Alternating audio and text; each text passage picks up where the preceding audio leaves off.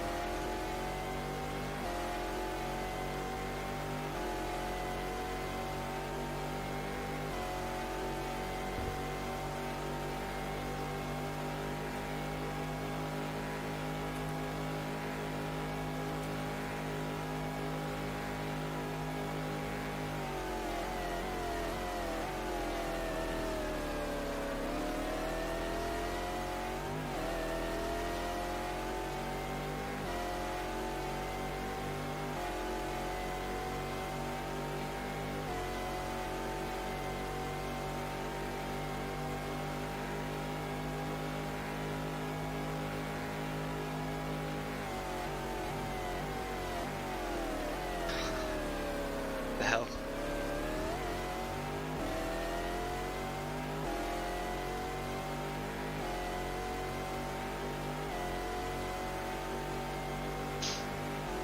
Deborah.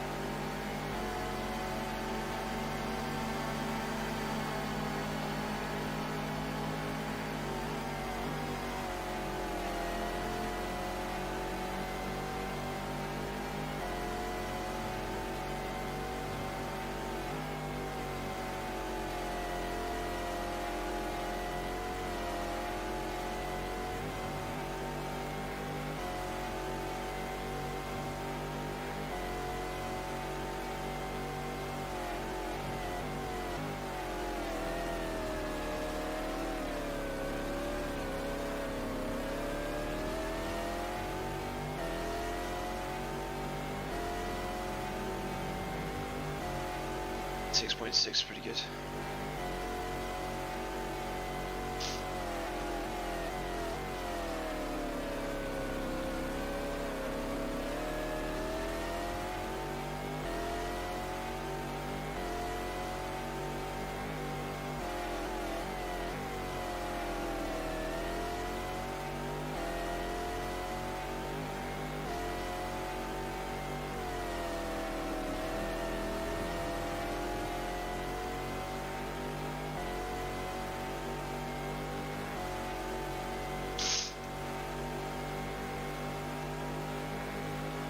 Under 1,000 seconds to the leader.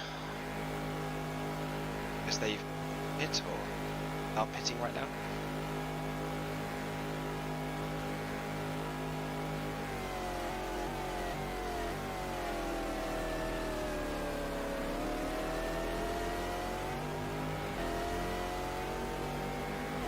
.60 in a minute. 10 minutes is 600.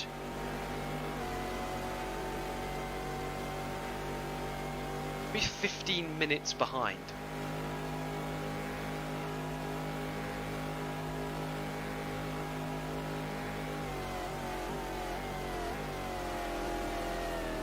Is that how that maths works? So would they have to be stationary? It would take us 15 minutes to catch up.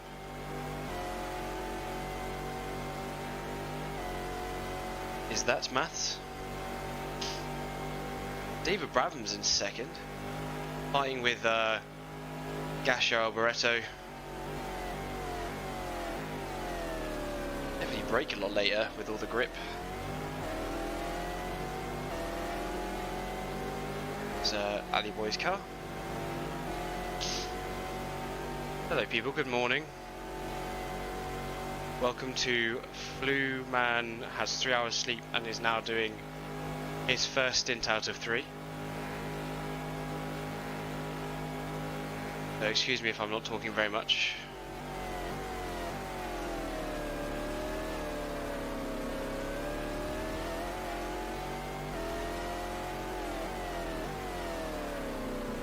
The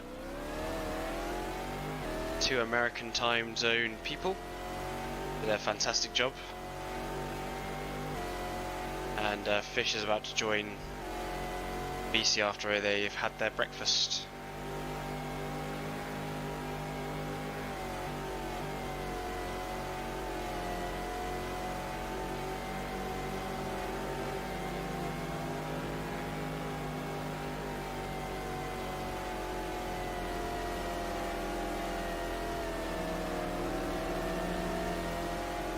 We're currently 2 laps behind Philip Gachot, and he's not too far behind us to lap us for a 3rd time.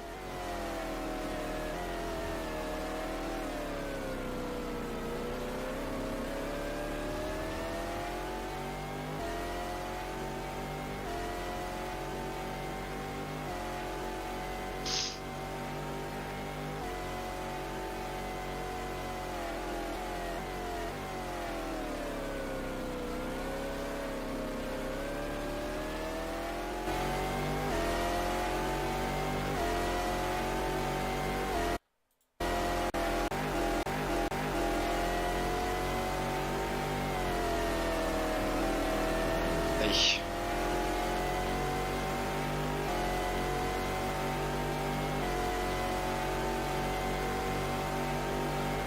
3 seconds lap quicker than the car behind, in front, sorry, last lap.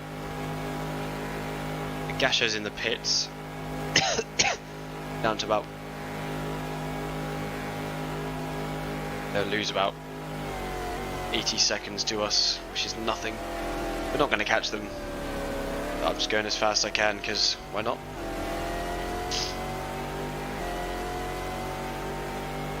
Let's have a goal.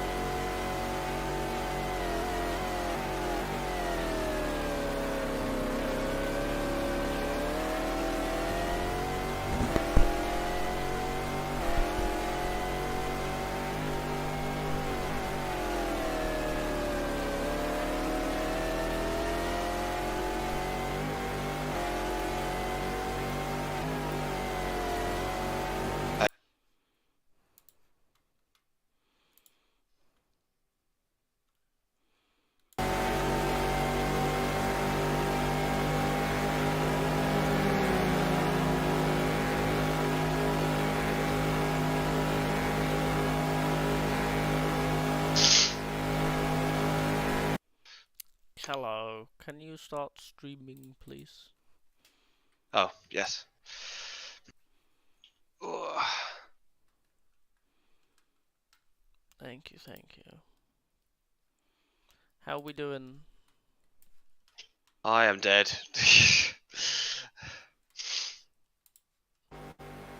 We are in 5th, 1 or 2 laps behind Philip Gachot, 1 or 2 laps in front of Jean Lammers, so we're in our own little space. As we were when I left. Yeah, basically.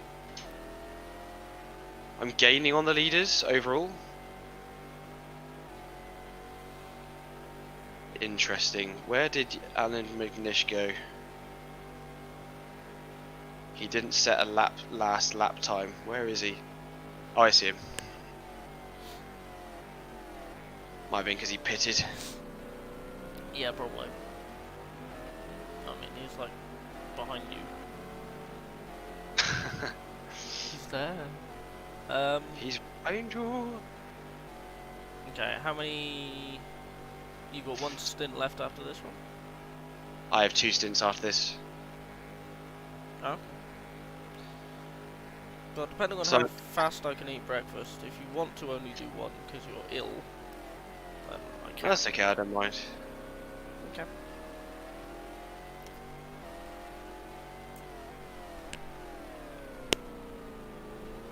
Yeah, Billy was talking to us about his sprint car racing and stuff. Sounds incredibly interesting. Need to have a look at it. I didn't know that flap on top of the car moved. Wait, what? It moves, yeah. That's amazing. I heard a little bit when you were talking about like money and sponsorship and stuff. But I think that was quite early. Yeah, that was a while ago. Yeah, obviously, before I was asleep on the floor. I pay for a bed, and yet I have slept on the floor. I slept about 3 hours, I think. Just because when I went down again, when I had like the 2-hour break, I couldn't sleep for an hour. I was just really fucking struggling. Yeah. 26.4.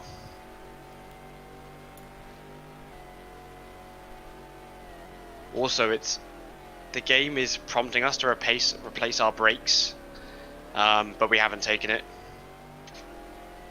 Why not? Because I don't feel any different. Have we done a brake change at all? No.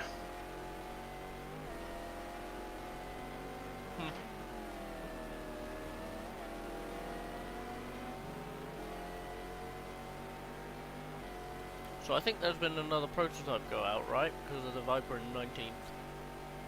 Yeah. Also, the 8 came back on track. Beeler's running? Yeah. I thought it was when I loaded up. in the garage. So when I loaded up, he got crash recovered. Oh. Because I noticed that car wasn't on the track anymore. It was in the garage, the last I saw. I can't remember. But yeah, so he's back out. Wow. I don't think he'll get much more out of this, to be honest, but... No. He just wants to be there for the photo finish, you know?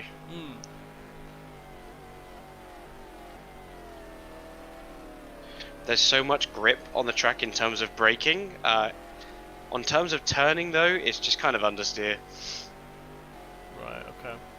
So you make up a lot of your time on braking, and then the rest is like being very patient with it.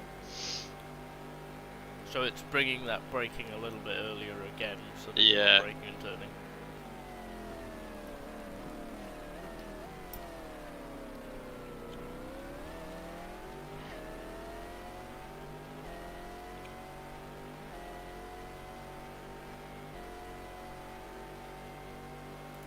Gonna come in next lap.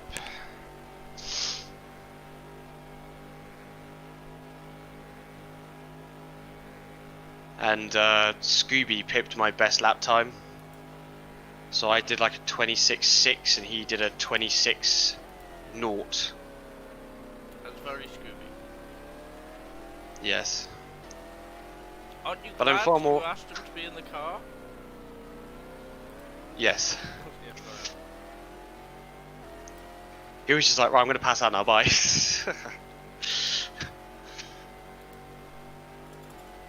So I assume when this race happens for the 1,000 km, I'll go first, because if it's supposed to start like midday, it's going to be very, early-ish in the morning for him.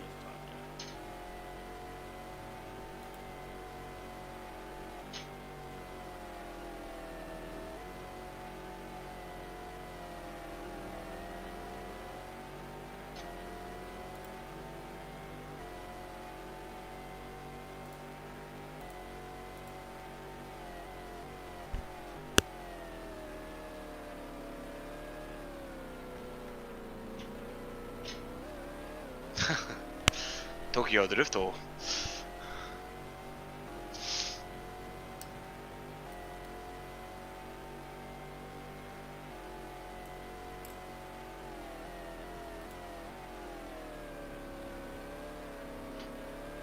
So about how many cars are left? I don't know actually. I wonder if Beeler is listed as retired. I don't think so. Because that's the thing, on the side of the road, his engine was running the whole time. Every time you ran past it, you could hear it running. Yeah. I think he just didn't know how to reverse. Man's been trying to find the reverse button for 17 hours.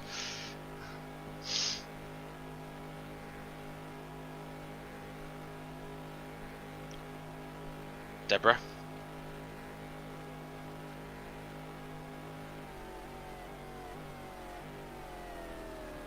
That thing is still going. I know, somehow. And it's 23rd overall. I think the top GTS is 19th. Yeah, that's what Yeah. So that looks like it's a Viper about 300 seconds ahead of a Corvette. Yeah. I do really like how the Multimatic car is closer to the GTS's than it is to any one of its own class. Real life, that car won the class. It did, because it was like the last one. There was one other car that finished. Yeah. So that was a race of attrition. I was thinking maybe I missed a trick by just fucking doing random faders or whatever, but with the amount of crashes I was getting during like testing, with like literally cars crashing into each other and stuff, I was like, I won't do it. And then this race has actually turned out to be rather clean in the grand scheme of things. No, it's fine. I mean, there's like 26 prototypes, and we're down to 18. Hmm. If you forget the Deborah. Deborah. So there's been 5 retirements. If you consider Beeler retired.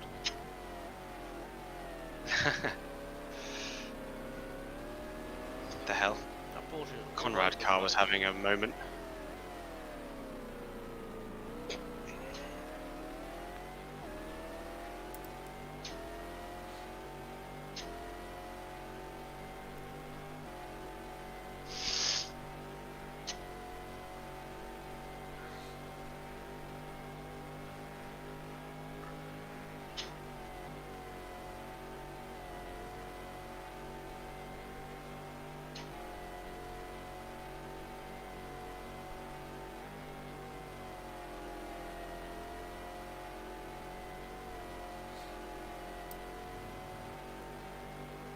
Oh yeah, I'm coming in.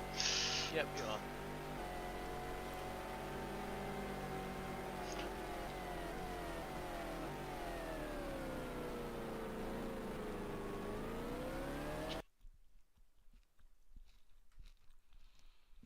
Okay.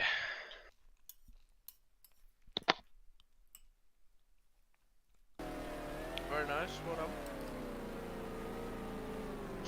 That went by slowly and quickly at the same time.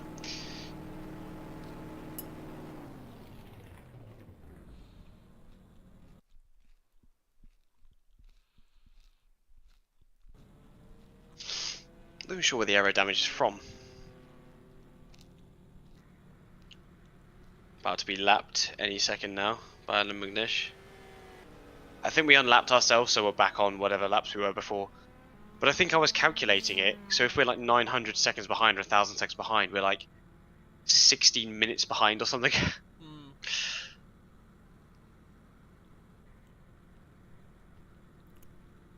Total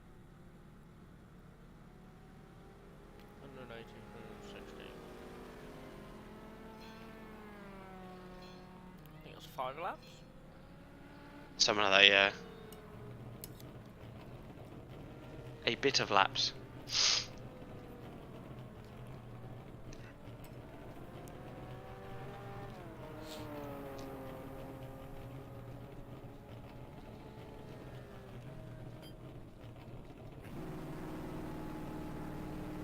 Brabham beating Alboreto out though. I know. It's really close with those cars there. Yeah.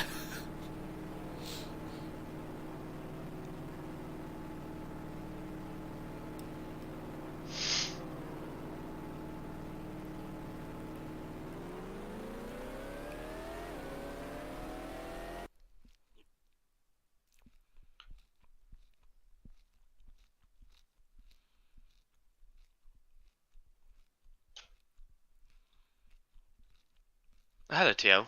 As an Austrian speedrunner once said, we don't need brakes, they just slow us down. Didn't he also say that his religion was racism? No, he said, no, are you? He goes, I'm a racist. And he goes, oh wait, I'm not racist. What a nice save that is. What a nice save.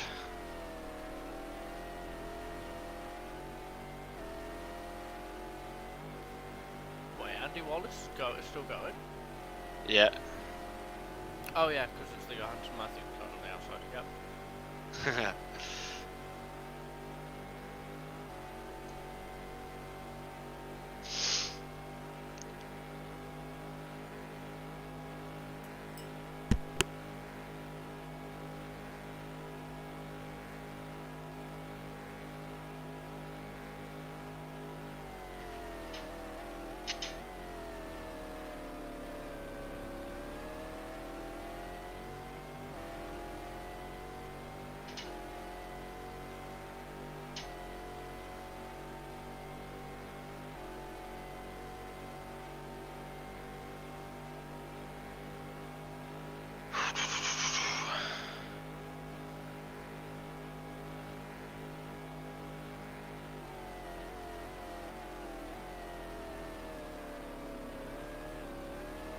Come on.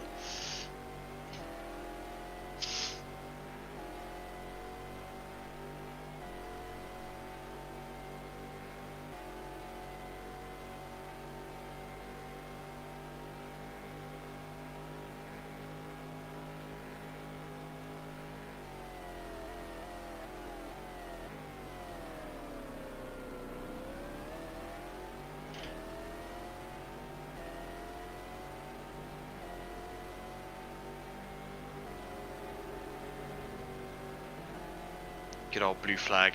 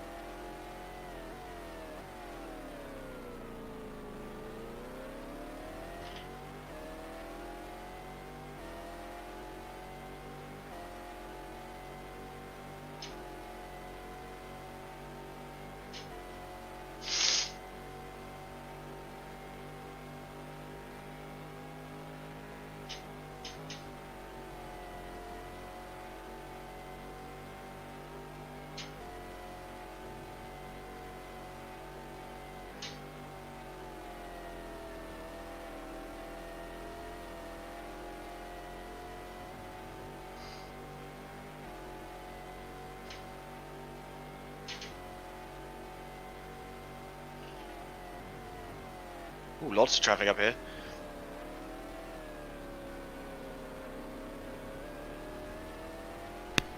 lucky you, like all of it is GT of some description. Yeah.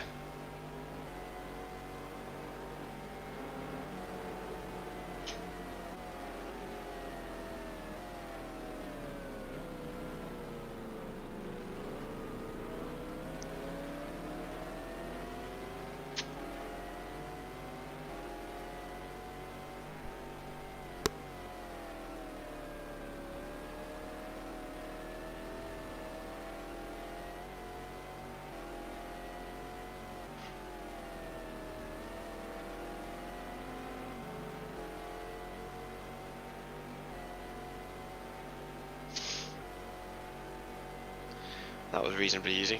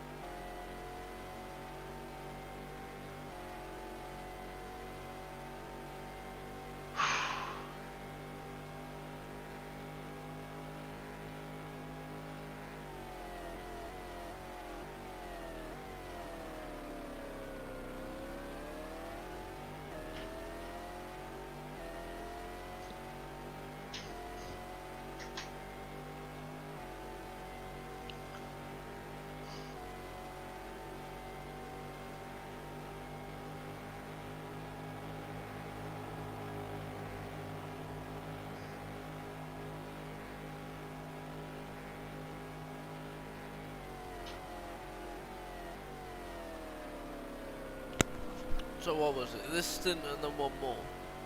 Yep. Oof.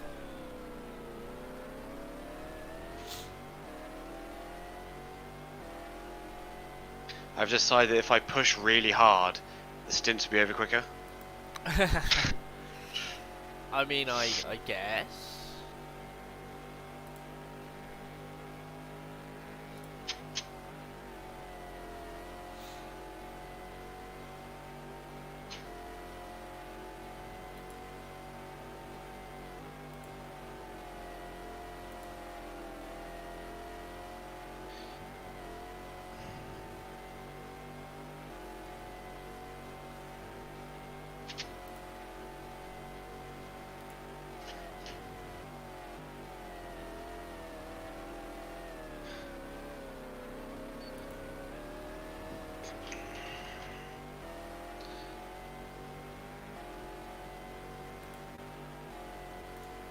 It's not really counting lap times anymore.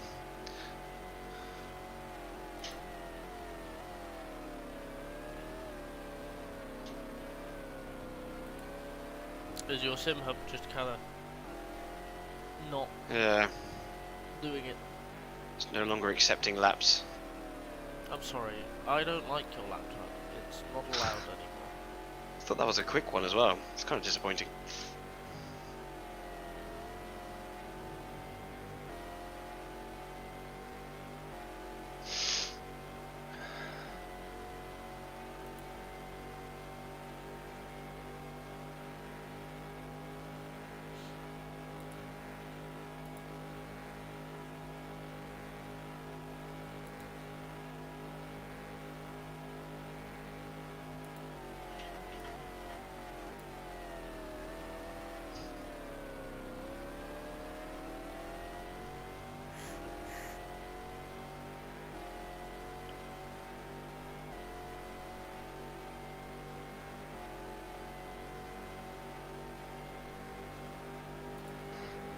Deborah. Deborah. So fucking slow.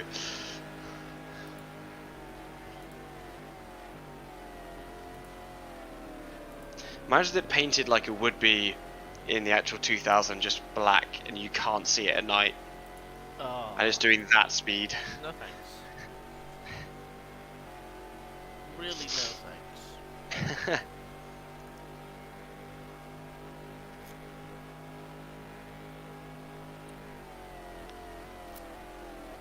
Does the correct skin exist for that car? No, Ooh. no one's ever made it.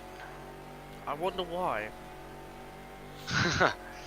Yeah, they basically just left it out. They had every single other car apart from that one. So I just took it from the 1998 Le Mans.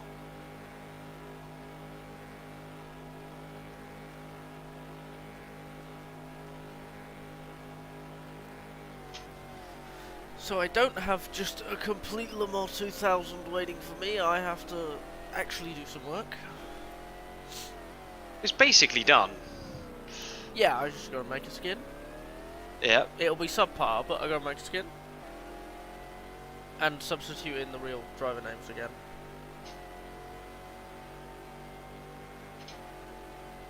But that's simple enough. Yeah.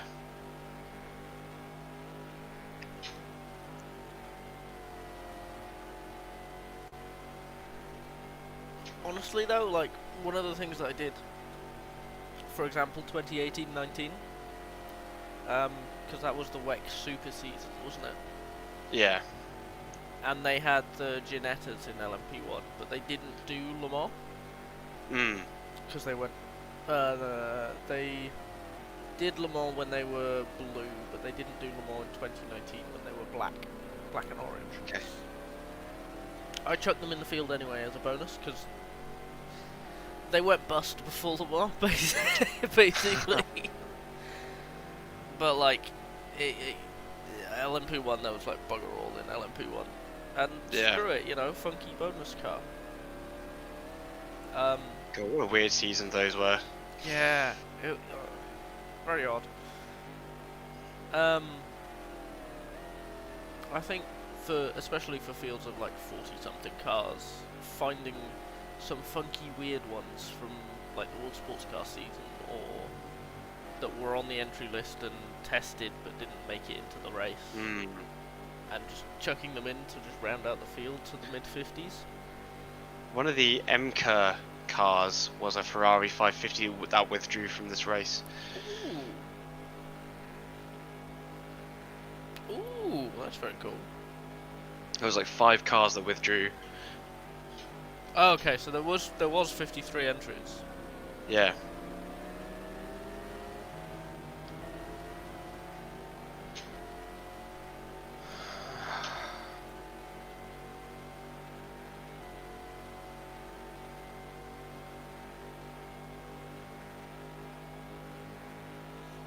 You can see 1, 2, 3 on the map there, all very close to one another.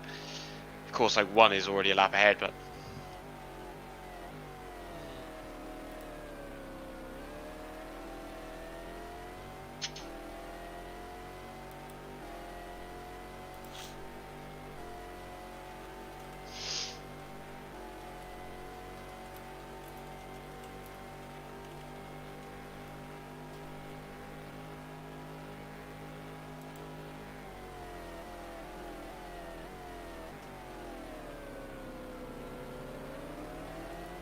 it's a boat on the back of that car.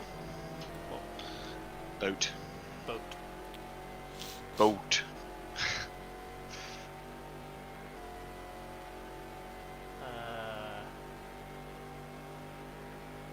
Results.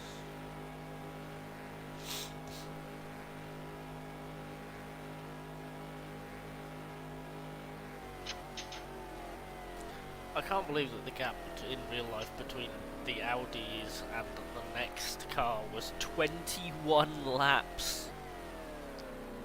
Was it? According to Racing Sports Cars. Give me a minute. Because us in the Panoz IRL, we're only like 9 laps behind the leaders, right? Yeah, no, so 4th place was the Pescarolo Sport Courage. Yeah. The Grenis. They completed... where is it? They completed 344 laps. The third placed Audi completed 365. Oh, crikey. Oh god, Audi just stomped everyone.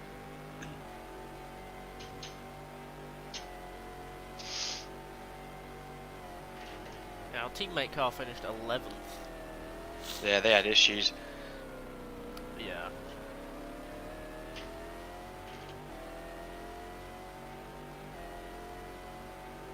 Hang on. Perspective Racing. What?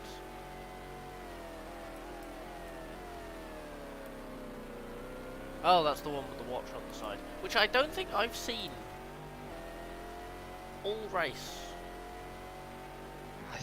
I can't remember. I don't remember seeing that car at all. Maybe they're out. Maybe. Expensive little car park over there. I'm surprised there aren't more, actually. I'm surprised no one's gone wide, whacked them and then stalled. Well, that's the reason why that WR is in the gravel, because a car did go wide and whack into it. Because it wasn't in the gravel to begin with, it was just on the AstroTurf. Yeah, and then the Johansson car joined it. Yes.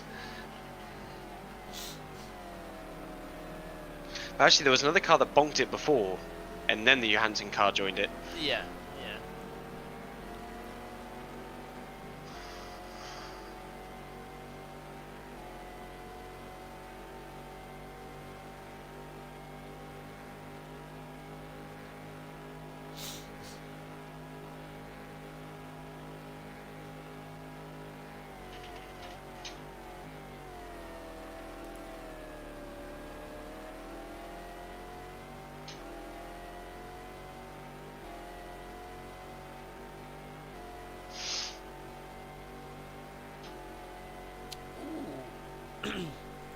How about an Ascari prototype? Yeah, I looked through the withdrawal list, not the withdrawal list, like the not entered list already as well. There's a bunch of cars in there. There's like an Alfa Romeo one in there as well. Hello? I A think TVR. Ascari will exist to some extent. So that would be a nice thing to add. Pescarolo thing. 2 Marcuses they tried to enter. A Harrier LR10. I don't even know what that is.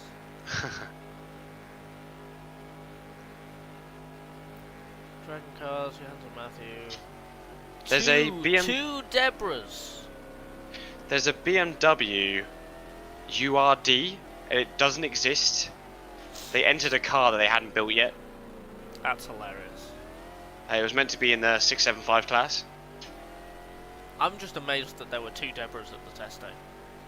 I know.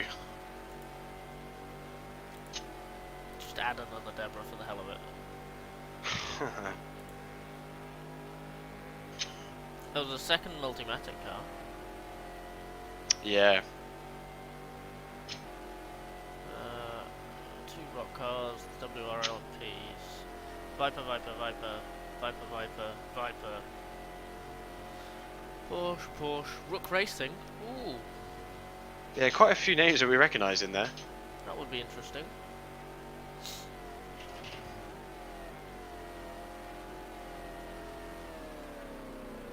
I think when you reach a certain lap, the game just decides it doesn't want to count your laps anymore. Don't know why that is.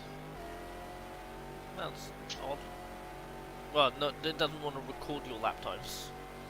Yeah, it does it in game, so gotta turn that off again. So it's just a sim up thing. Doesn't matter, I'm just gonna fucking do laps.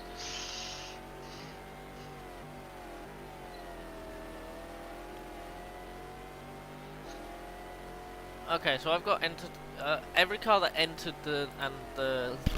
every car that entered the test and drove.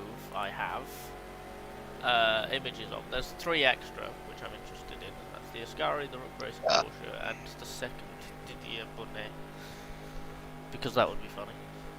A treble 3 Ferrari run by Rizzi. Yeah, a bunch of them tried to enter. A second Courage. a second Courage for Courage. I was trying to find out why the number 10 has the roll cage. It's so I think it was Geracer said that it's FIA regulation because of the championship it was running in. But one of the Asai TV cars runs in the same series and doesn't have the roll hoop. Oh, that's interesting. So okay, so if I added these 3 cards that I found interesting, that would be 51, and then there's 5 cars on the didn't show up to the test list, and that would take us to 56, and it includes the PTG BMW. Yeah, the only GT that's different. The only GT that's different, yeah. I'd like to have that for the hell of it. MK 550, Ooh. which would be very interesting. Ooh. That's the wall, Crabby. The brakes are gone. I want to do a brake change. An Asahi Viper. Okay, I'm gonna come in, I guess. If you want to do only brakes. Yeah, it could be a shout. I think they do brakes in a different time as well, so it would definitely reduce the... Yeah. Oh, the car looks wonky.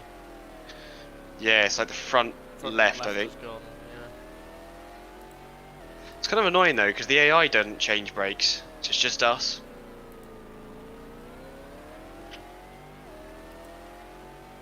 It's a bit of a shitter, really. Bit of a shitter.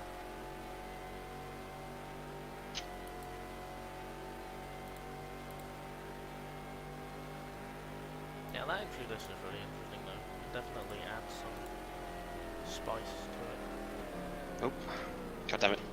That's a wall. It was quite funny because on the spotter's guide it says GT. This is not a spec class, but everyone only turned up in Porsches. Amazing. Although LMGT was not a spec class, 2000 LM attracted only Porsche 911 GT3R cars to the grid.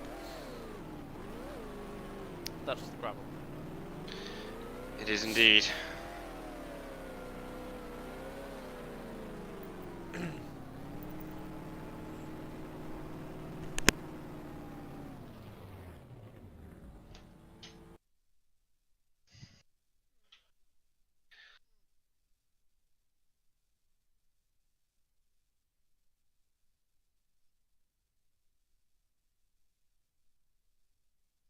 Yes, it definitely adds to it.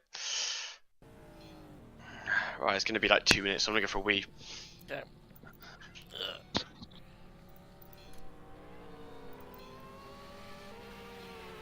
How can man go for a wee in less than 2 minutes? What?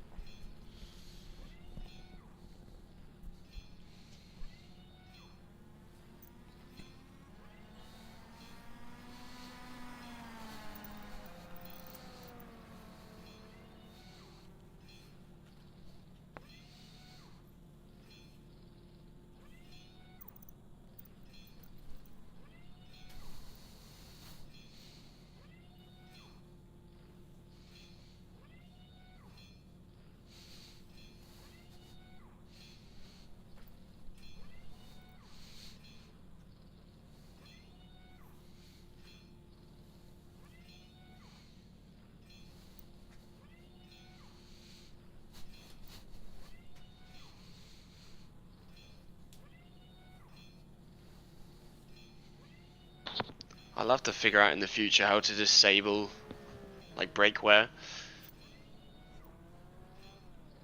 Yeah, that's Because as much as I love it, that if the other cars do it, it's a bit of a bastard. There's got to be like a rate definer somewhere, so you just like make that painfully slow and you effectively disable brakes.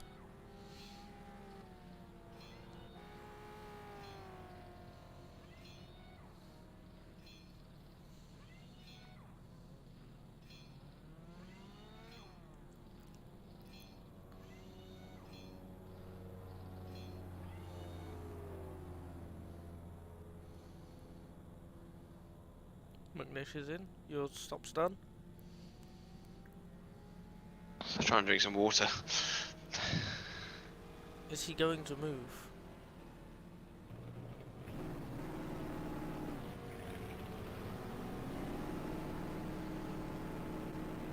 Ah, there we go. Still P5? Yeah, yeah.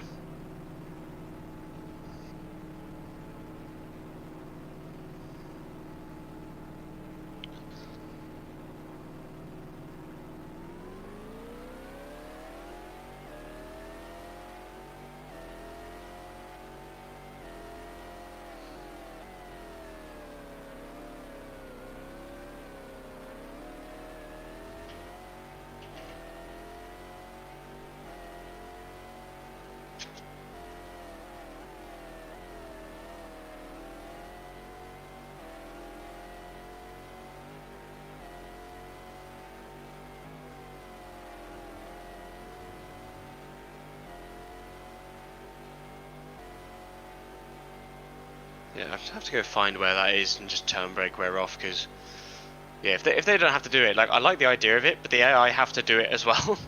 Yeah, it's gonna be equal. It's a shame the AI don't do it.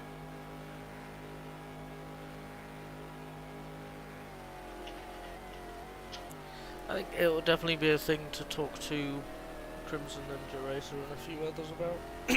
Yeah. See if you can make them do it first.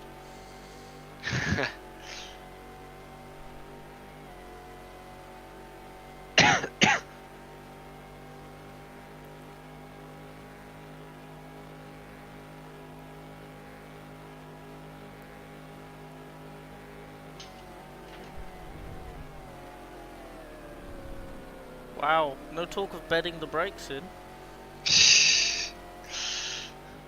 No better betting than fucking ramming them through the floor.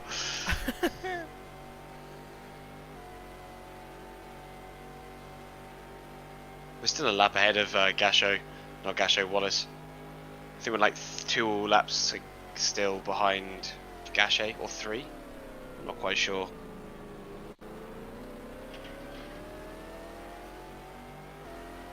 There's the watch car. No, it's not. It's Paul Belmondo. The watch car is a Porsche for starters. Oh, true. Number 79 GT Porsche. Perspective Maybe Racing. it's dead. Maybe it is dead. I don't think it is. Thierry Perrier?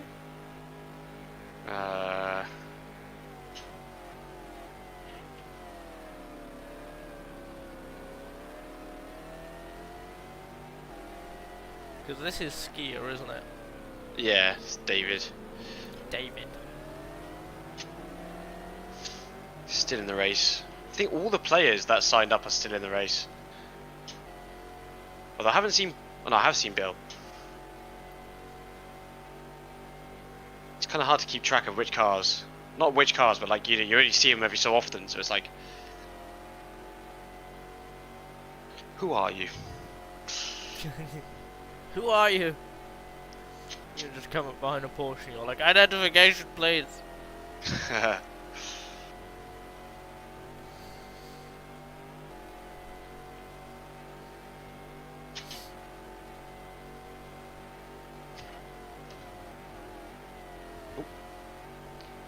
Car brake's too good now, holy shit.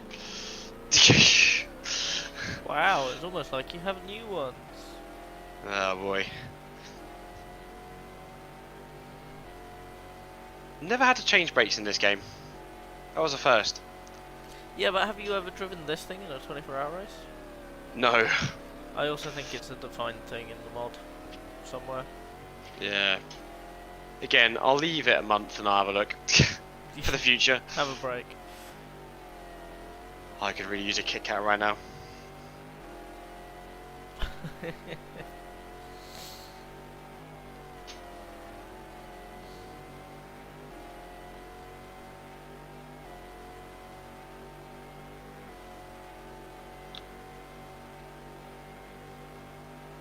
David Brabham still in second with Alboreto 1 second behind. Oh boy.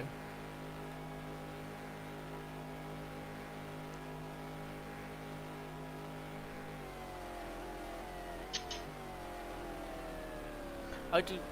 Oh, that's my get up alarm. I'm already awake. I'm already up. I just woke up completely on my own, rolled over, and saw that for some reason your stream had stopped. So everyone had just Yeah. been looking at what the next 12 videos that YouTube suggested me for like however long. Because I reached like 11 hours and 40 minutes and I was like, I have to change. Yeah, I was pretty close on it as well. But we changed at the same time, so that means... that means I wasn't too far behind you.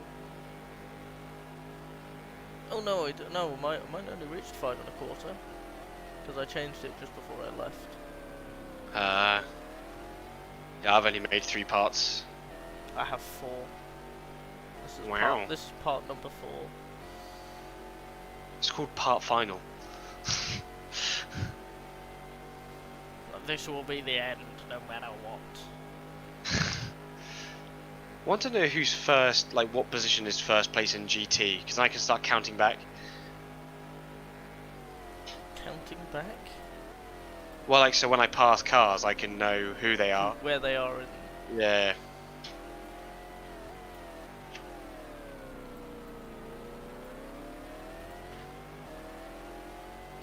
But I figured out, so by the time we finish the race, we only have lost an hour and 10 minutes. That's pretty good. Due to swaps, which is pretty amazing. That's because we're not doing the 5-minute rule. Yeah.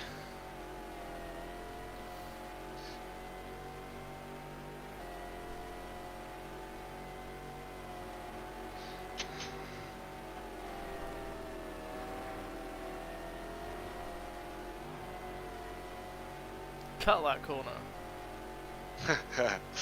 There's no one to try anymore.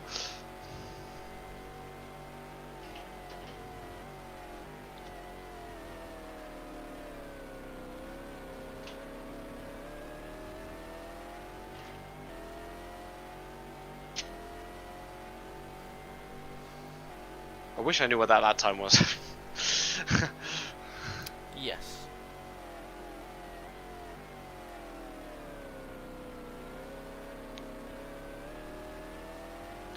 At one point it got really overcast for Billy as well. He was like, please don't rain, please don't rain, please don't rain. That would have been very funny. That'd have been great.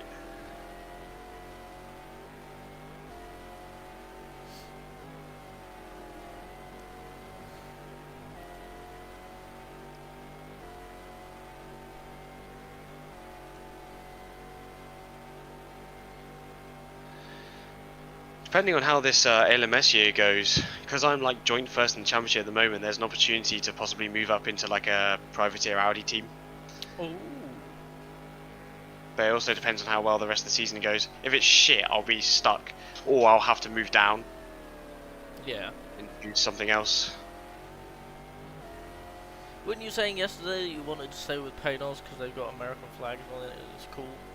I know. I was thinking of the 2002 car though. To be fair. Yeah, the one that is just a big American flag. 2002 Panoz actually does quite well. Were you thinking of jumping ship and then going back again? Yes. Sports car racing, baby. I'm already awake. Go away. Ah!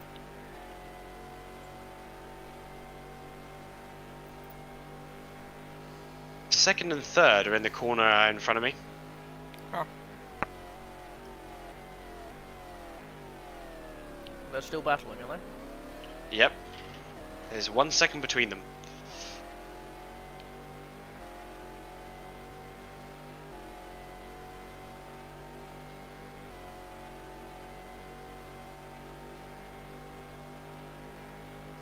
Yeah, we must be 6 laps behind the leaders, I think, right now. Yeah. Leader. Say leaders. He's on his own fucking lap. Yeah. Yeah, he is.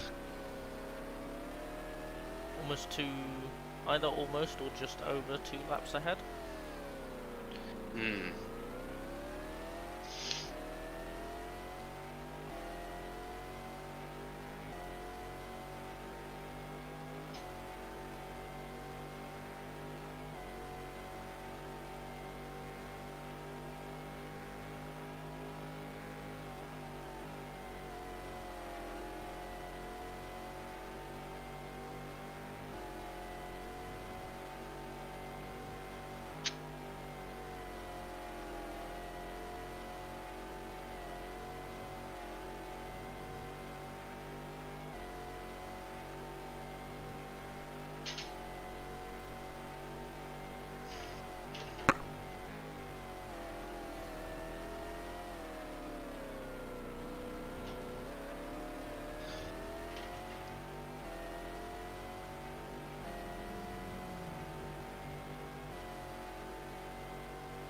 Nuno's still on track. There he is.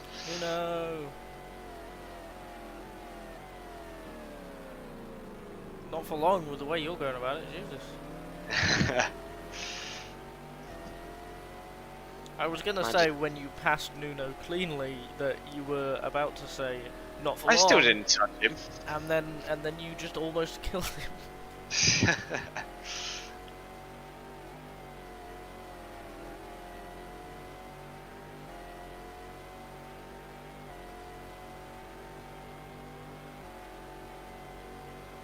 Would love to have done this racing with like the Corvette.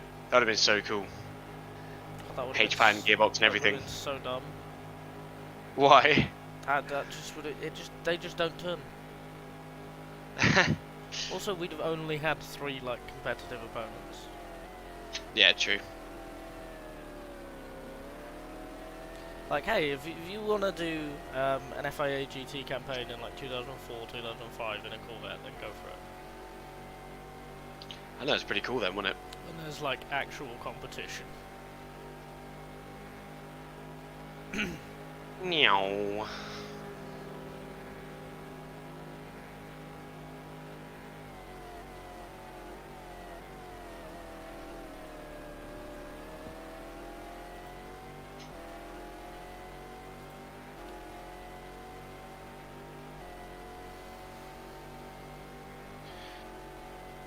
Nearly the end of this stint.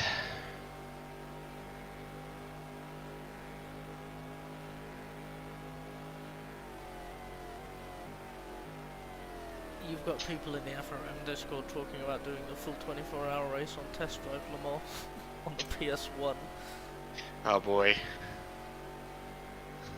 I was but a stupid dumb child. But I did want to sit down and spend one of my entire precious weekend days doing just a 6-hour one. Crikey. No break, just continuous. Fuck my life. I didn't even pee or anything. I don't know. Well. I don't know how I did it. I was just possessed. I just jumped into a Lister and I drove it for 6 hours.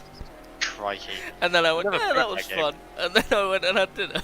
Like, because that was just called Le Mans 24 Hours here. And I think that was the 1997 Le Mans. Hmm. But yeah, I just did that 6 hours continuous on a PS1 controller, no breaks, no nothing, just continuous. I think one thing I've been quite happy about is the response for people like really enjoying the history of it and like possibly getting involved with other people and doing stuff, you know. Yeah, oh that's cool. No one really does this. Like, there's a good reason for that. People put car sets and stuff together, but even then they're not as close as this. It's just skin packs essentially. Yeah.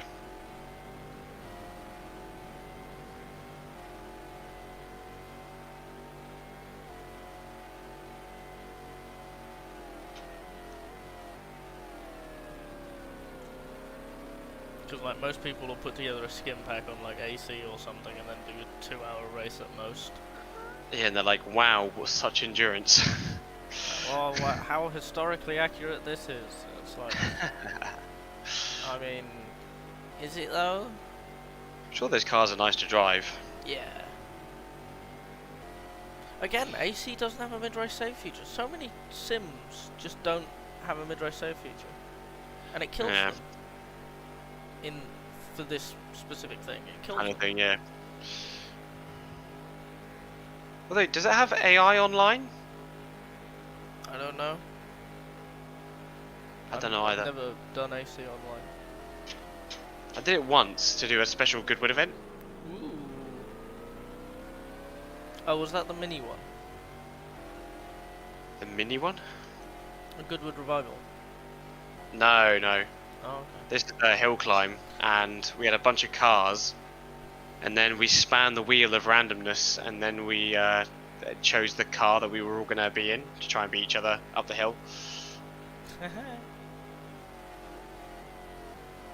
That was pretty neat. That was the first and like only time I've played AC.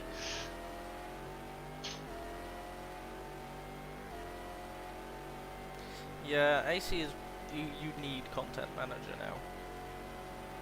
I just can't be asked with all. Honestly. Yeah, it's like you need an external app, and it takes ages to set up. Like people are using like 4 mods as like the base of the game now. Like, yeah, that's the thing. It's like it's reached a point where the only way that AC is really worth it is 4 mods deep, and you're like, oh. Yeah. I can't be asked. Like, I tried to install Sol back when that was the main thing, and I just couldn't. I don't know why. It was really complicated to install. I was just really bored trying to race against people in AI cars. And then, like, you go online and everyone's racing Nordschleife track days, and I was like, wow, I hate this. Yeah.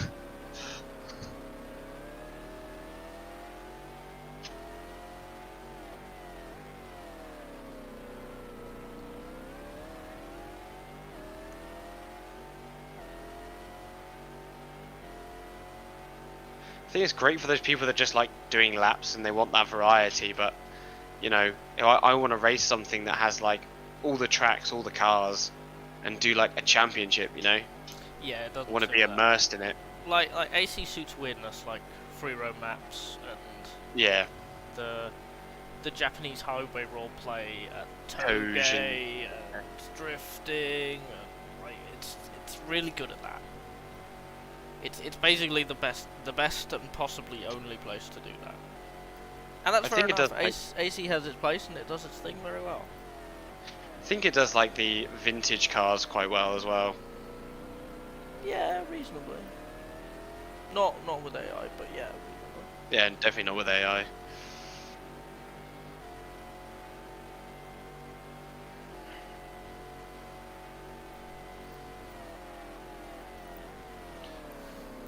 Whoa.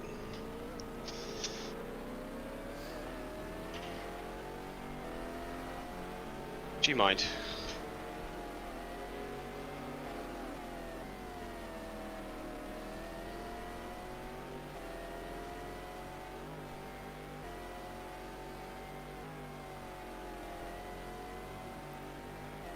I love how you did your first triple and then I got in the car and you were all like, wow, overlay. And now you've just been using an overlay for like the entire race. Yes. I was thinking about bringing it back because it was quite nice to follow the race. But then when I was doing it with the AI for the shorter races, when the AI was in the car, I would take the time to go round and commentate on the race that was happening, so I didn't need the overlay. Yeah. But being that we don't really have the time to go and look around all the cars because we're driving, you know, it kind of is handy to have it to see. I kind of wish though, like, it would go all through the grid. Yeah, instead of just the first 20.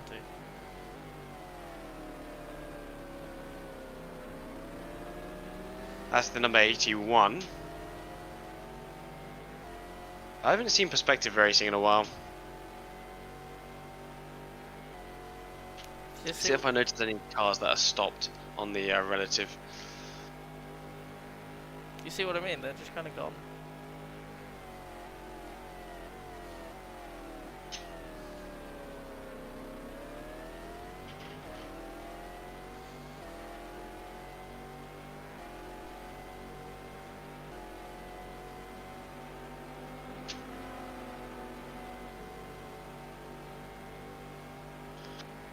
And then when I get to the end, I won't go through the whole grid. I'll just do like, I'll post them on the fucking Discord because I want to go to bed. Yeah, that's fair enough.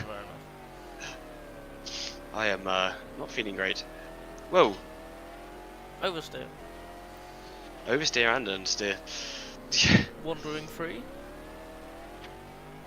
Wandering alone. Oversteer, understeer, wandering free. Yeah, I'm probably just gonna keep messing around with AR rosters. Yeah, because you got like some sleep. Yeah. It was on the floor, but I got some sleep. Genuinely, it looks like a bomb's gone off. It's so funny. When I love having went this down... flat just all to myself because I can do stupid shit like this. The second time I went downstairs to sleep, I ended up like I was just awake for an hour. I just could not sleep. Yeah.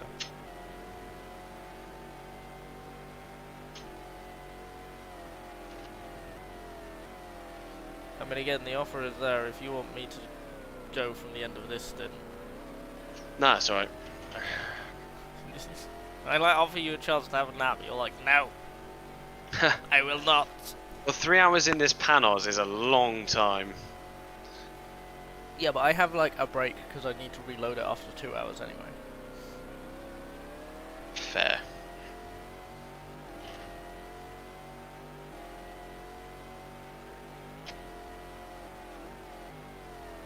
Whoa.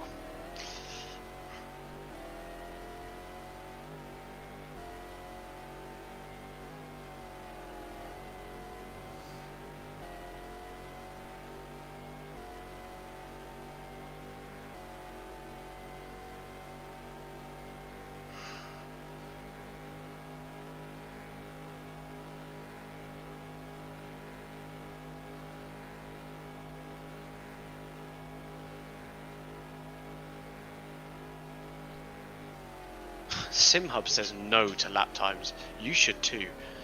Lap timement. Humanity has evolved beyond the need to record individual lap times. Qualifying will simply be vibe based. Just live in the present, man.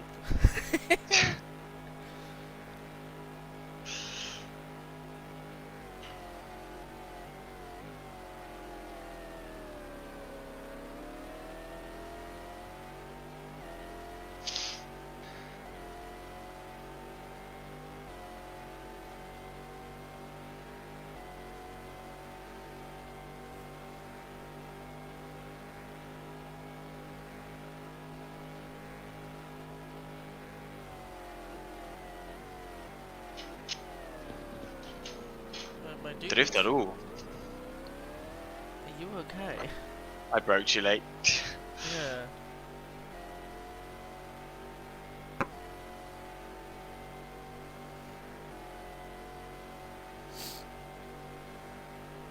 Is that Lammers and Wallace are in a battle as well behind you? Oh yeah. Aren't they teammates? No. Wallace is one of the North Star factory Cadillacs. Yeah, and what's The other one? Dutch car, I think, because Oh yeah. True. the Cadillac's teammate is Taylor, who is out already. Lammers is the number 20 Conrad Racing for Holland car. Ah, the fucking murderer. The Lola, yeah. The murderer. Murderer. Lander's pigeon murderer! And he disobeyed some orders as well. God. Oh man.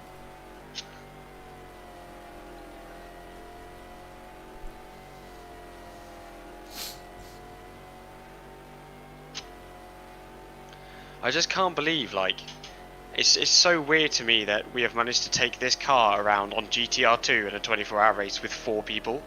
It's still, even though we've done it once before, it's still such a weird concept because people just don't do this, right? The only endurance racing people really do is either by themselves or online racing, most likely. So to do this is like so odd. Yeah. Like, it almost should be boring because we're not playing against people. Well, that's the thing. That's the argument for everyone who like does only online, isn't it? It's like, yeah, but it's not the same. It's boring. I want to race people because then it's unpredictable, and wonderful, and fantastic, and then you get taken out 3 hours in. And then they, Like, yeah.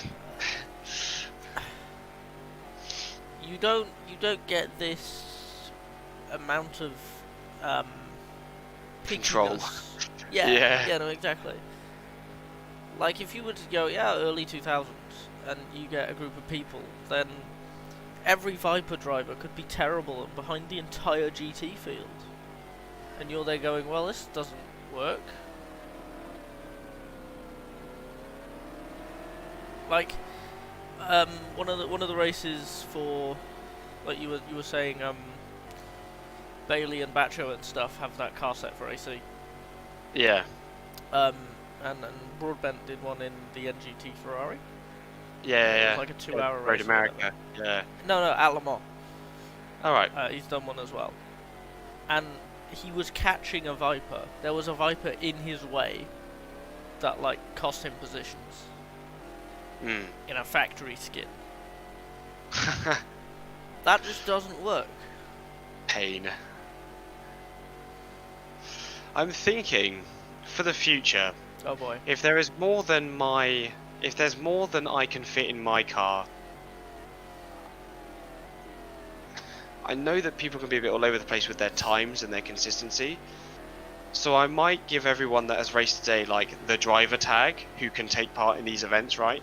And if you want to take part in one in future, you have to partake in... I say give a lap time, and you have to meet that lap time, and you have to do a stint that lasts however long the fuel tank is, right? Have a little bit of a requirement. But also, if I have too many, I do what I did today, which is release, or whatever I did, release the car pack or whatever. I know we're not in the same races, but people can also partake at the same time. I have an event day where people start, and there's 2 Le Mans races at the same time, but the other people are in whatever car they want to race in. You know what I mean? And then what? We compare lap amounts. No, not even that. Like, it's just so people what can happened feel in more. your race? Just people can feel more involved. You know, it becomes more an event. Like, it's about getting 4, 5 people together and going, yeah, let's do this. That would be pretty cool. We'll see if there's an appetite for that. Because, like, this is the first Le Mans that I've done this year. Missed the Second one I've done this year, surprisingly. Missed the iRacing one because we couldn't get a team together. Huh. People just weren't available. Real life got in the way. So, like, yeah, I don't know if you'd be able to get 2 cars.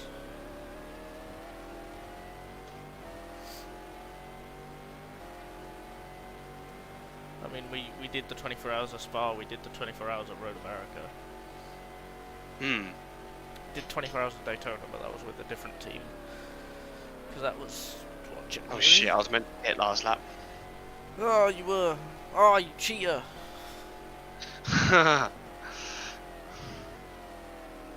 It's a good job you got an extra lap worth of fuel, isn't it? Yeah, fuck my life. I tell you what, thank God we were coming in, like, with 10 litres to go, because if someone did make a mistake... Scooby's done it once already. They do actually have an opportunity to go around. Yeah, Scooby's done it once already. Yeah, it's literally so, like, I can put the thing out there saying, this is when the event's going to happen, this is the game we're going to use. If you want to take part, like, I pick and choose my people that I want to race with because, of course, it's my event and I do what I want. Yeah. And if other people want to race, then they can, like, start getting some people together. And then those that have, like, proven themselves, I can give them, like, the driver tag. And kind of, like, we can have a pool of people that like doing these kind of events. And then, like, yeah, you could have, like, 8, 12 people doing 3 different Le Mans in whatever the car they fancy, just because they fancied, like, being immersed in it. Yeah, nerds.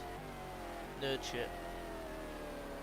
Like I said, it's such a shame that you cannot race with the AI in multiplayer and have driver changes. Yeah. Because legitimately, if that was the case, I would never stop making events for this. Yeah, yeah.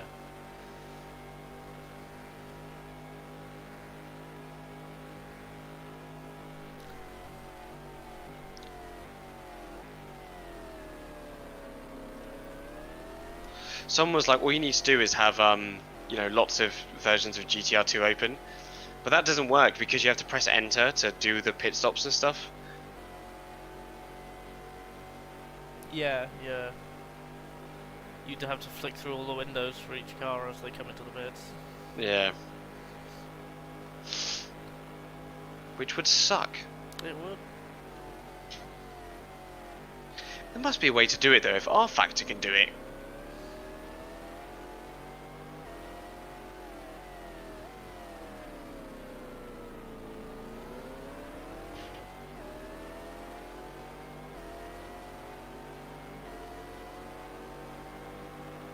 Motherfuckers. Get away from me. Don't you dare.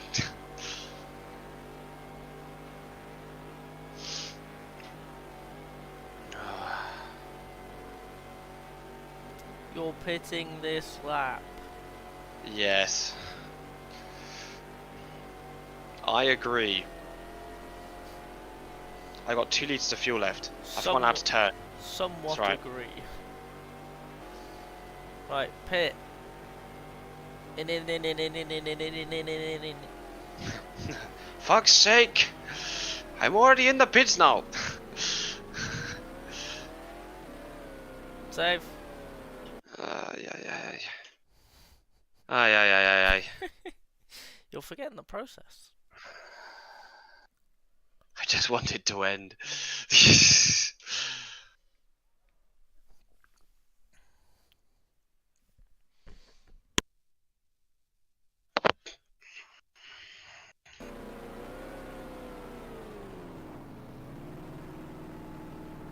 Beautiful. Well done. This ain't my first rodeo. That would have been bad if I just pressed enter right there. Man gets no tyres, no fuel. That would have been very funny. Actually though, but I saved. So... Yeah, but then you'd have to go through the whole thing of loading the save. That's okay. It's better than not being able to complete the race.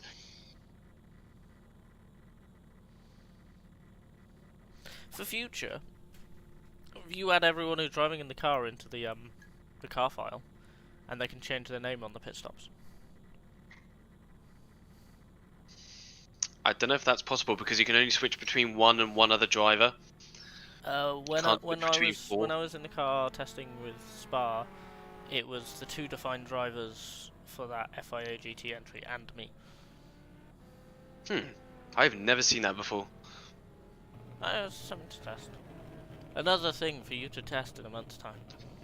It's Deborah. Deborah. Apart from there's no special event for a while. Yeah, but it's another thing for you to test. I'll get there when I get there. Yeah.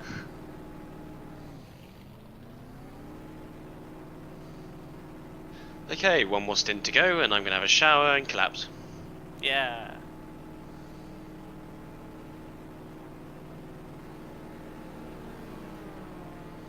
Woo, collapsing, let's go.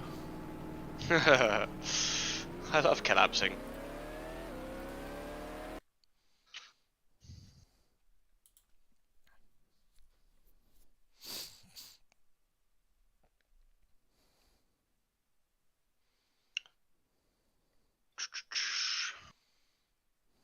Oh, I can't see the chat anymore. There we go.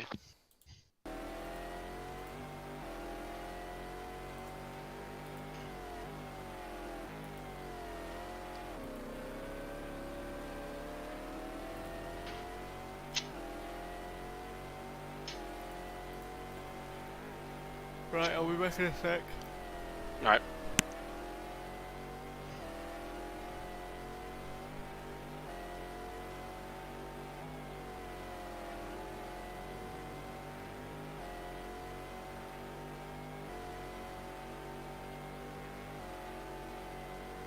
Hello, Abbott. Good morning. Just under 3 hours left to go. I've got 1 stint left and then it's fish in the car till the end.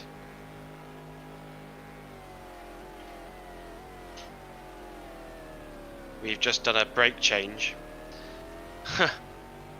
Front left disc broke. All the crab, all the time. There was a meme like from the VR.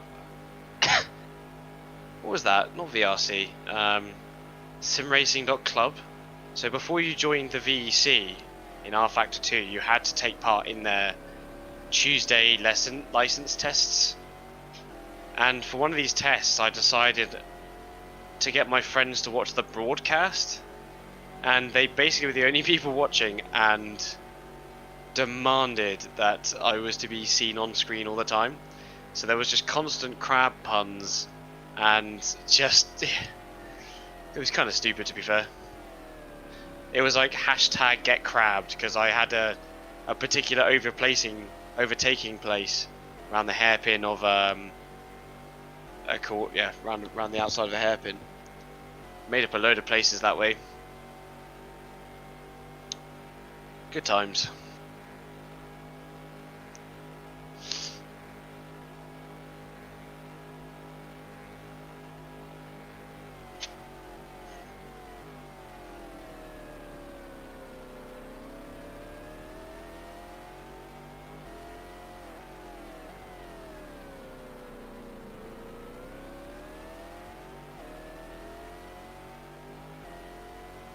Snipped the yeah, it was so many. Like I was overtaking someone and they were like, "Oh, Crab's got him by the pincers," and I was like, "It's kind of cringe." It was good fun though. I really, that was like some of the most fun racing I've had. That was good. Got my license, got into VEC. I was a VLMS first.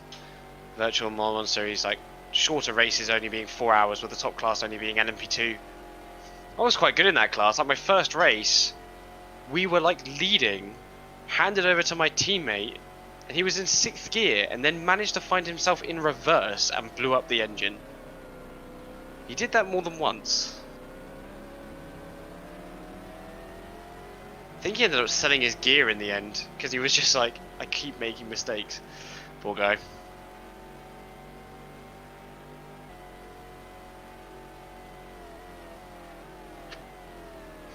So I've had a total of 3 hours sleep.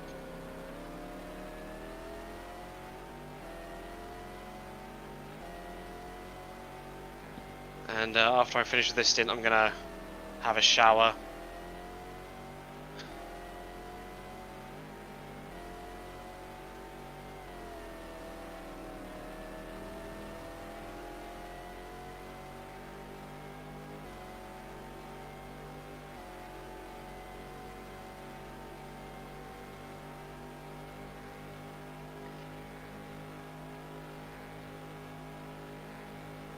I don't know what he was doing.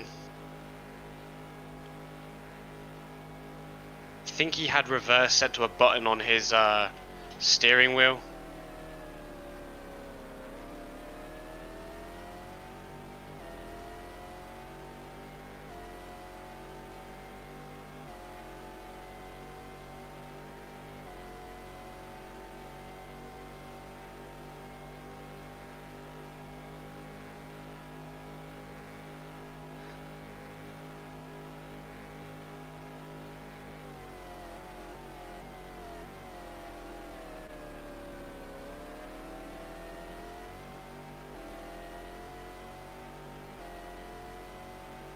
Yeah, I know.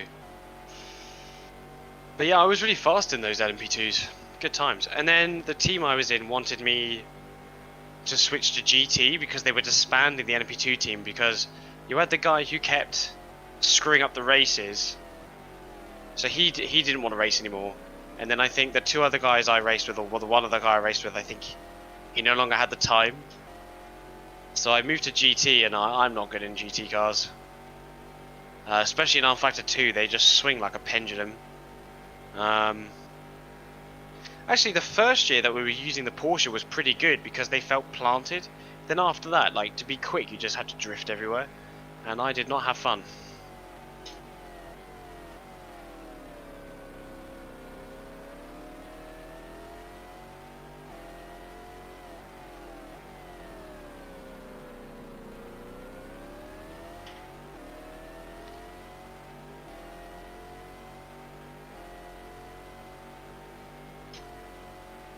Second and third place battling up the road there for position of second.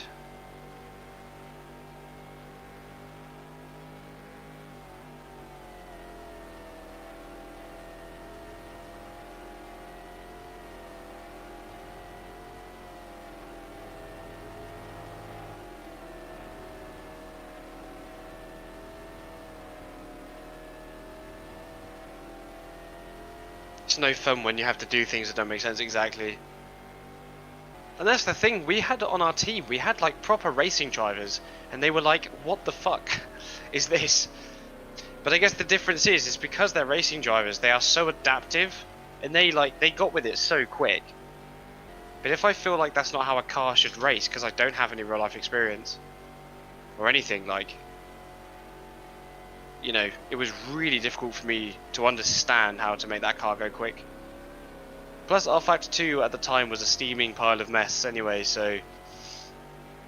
You know, there was a race at Sebring that we did, which is my last race in VEC, actually. Because I got into a massive argument with the team owner. I did, like... I think it was, like... 150 or 200 laps of Sebring for practice. This was Division 1 in VEC. At the time. It's less bad now. I can tell you that from experience. It used to be a lot worse. Still not great. But yeah, I will actually go and play R-Factor 2 now.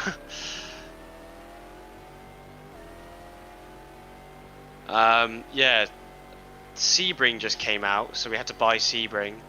And then it was really badly optimized, and I raced in VR because that was the way that I was the fastest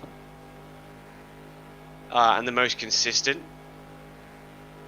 So basically what happened, whether I was using VR or not, Sebring had really bad stuttering issues at the time. And so it would literally hold the car in place for like a millisecond, like a tenth of a second. It would hold the car in place,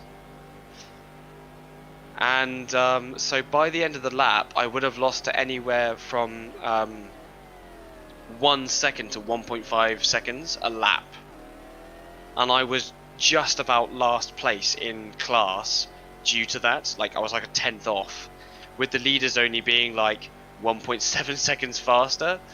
So I was trying to explain this to the team leader. I was like, you know, R-Factor 2 runs like shit and I don't really want to play anymore. And he's like, oh no, it's just that you're bad. You've done 200 laps. Some of us here would do more, like 300 if you're struggling still. And I was like, I hate this. I don't want to do this anymore.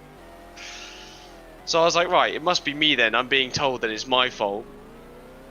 I tried the race and the stuttering was even worse. Yeah, so mega off the pace and hurting my eyes.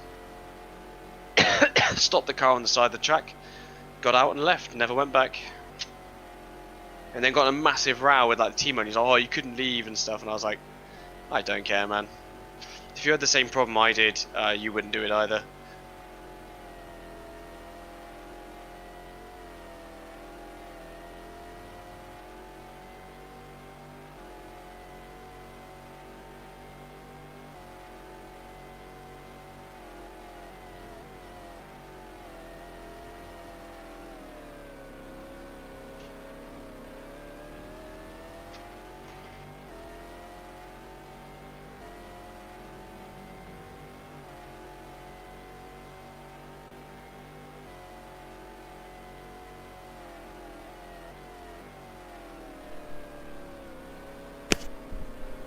Hello.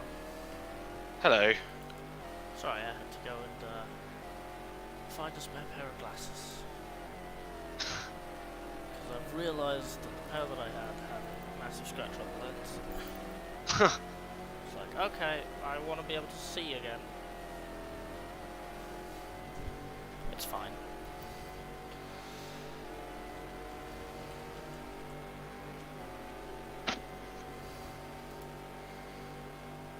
Oopsie daisy. Oopsie daisy. Michele Alboreto just got in front of David Brabham. They're like side by side. Big old battle. They were right in front of me, but they're like 4 seconds up the road, so I can't really see them very well. Brabham's back in front.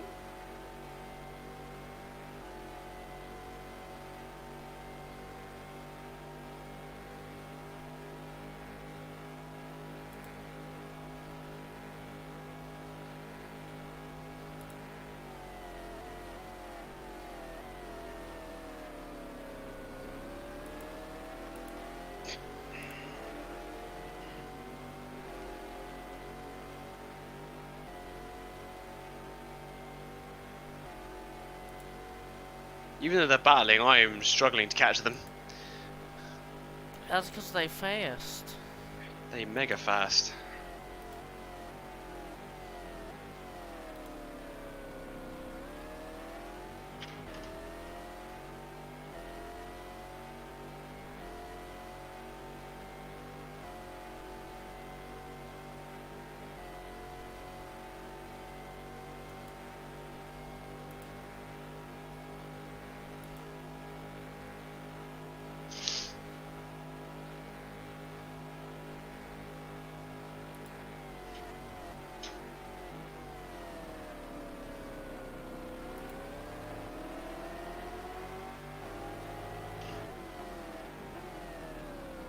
God, that sounds nice on the downshift. I had a poodle about in one of those at Monza. Well, not one of those, the like 2004 2005 FAA GT1. Yeah. Oh, chunky. did not corner at all. Wouldn't want to race it. Chunky though. Chunky.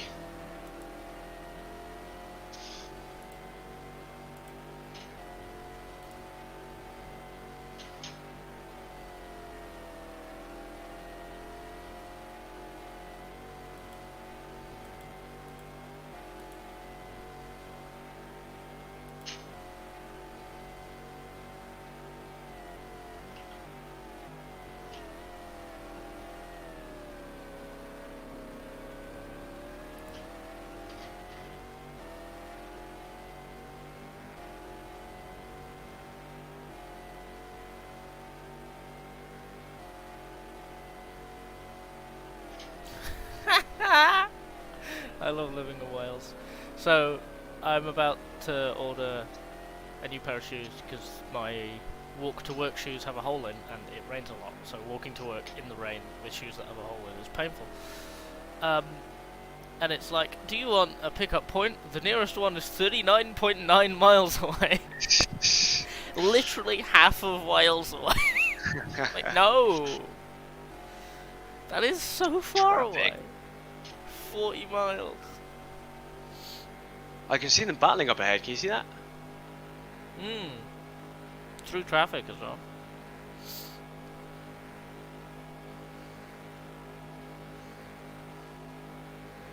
I will pay the extra £2 for next day because I don't want to walk to work in shoes that have a hole in.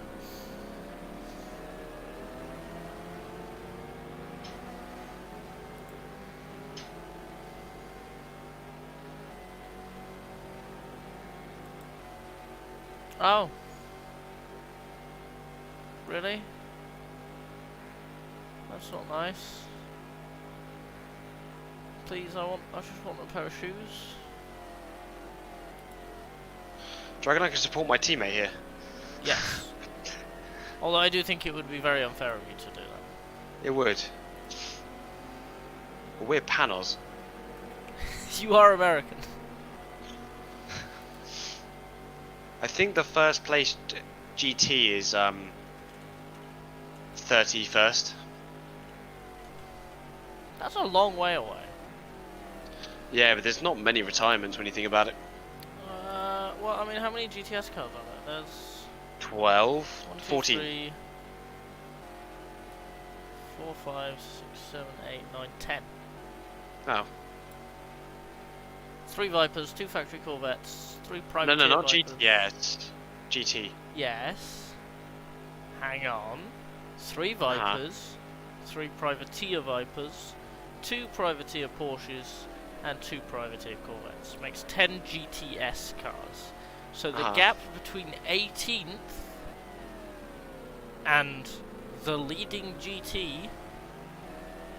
Okay, some GTs are retired, some GTSs are retired, and like the Deborah is in the middle of it, I guess. That kind of offsets itself. The leading GT should be like 28th. But also some of the GTSs are slower than the leading GTs. So then the first GT should be like 26th, not 31st. I haven't passed a Porsche yet that is higher than 31st.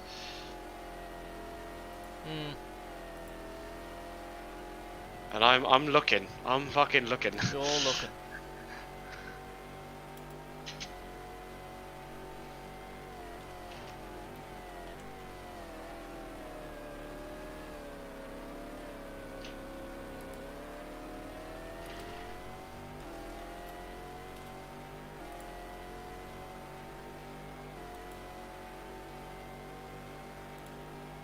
34th.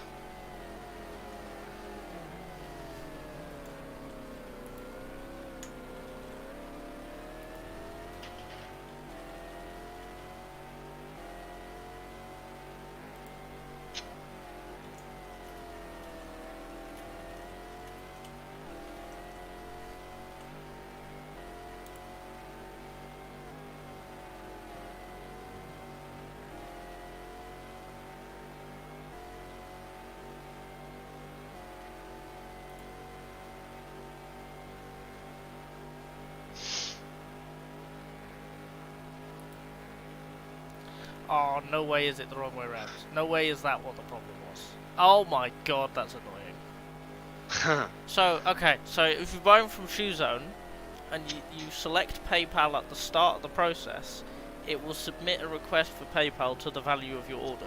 If you then select a delivery option that costs money, that changes the amount it's requesting from PayPal after it's requested it, so PayPal refused it. But it doesn't say that it refuses it, it just says that there was an unforeseen error communicating with PayPal. So you've got to select not PayPal, go through the whole rigmarole, including entering like your address, which is saved on PayPal, so you shouldn't have to, whatever. And then you select the paid for delivery option, and then you select PayPal at the end of it, it's fine. I shouldn't have to deal with this on a Sunday morning. What? What is this? I just want some shoes. Why?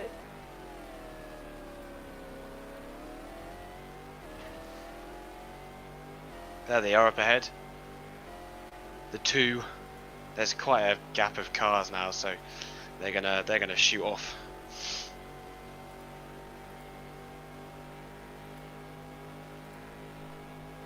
They're gonna leave.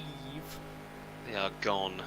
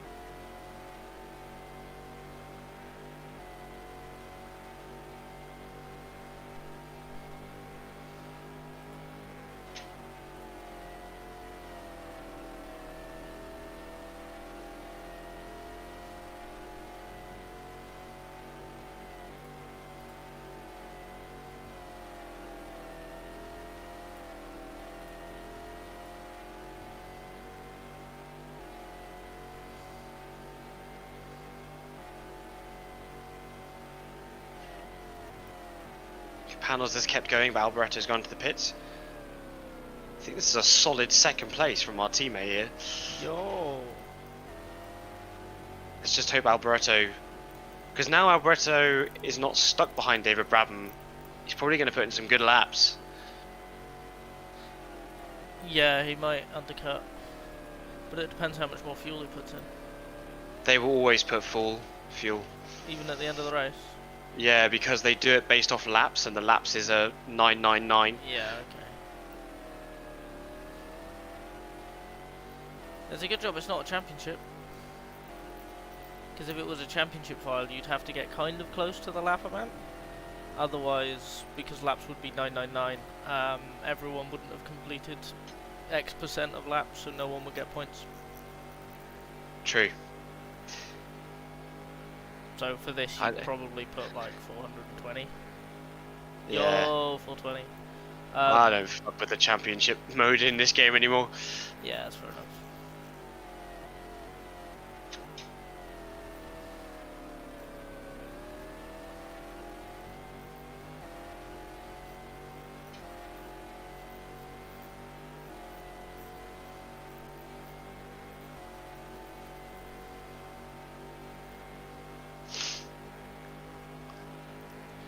I know it's really silly, but I'm like really hoping that LMU is moddable and does what it says it can do, thus completely replaces GTR2.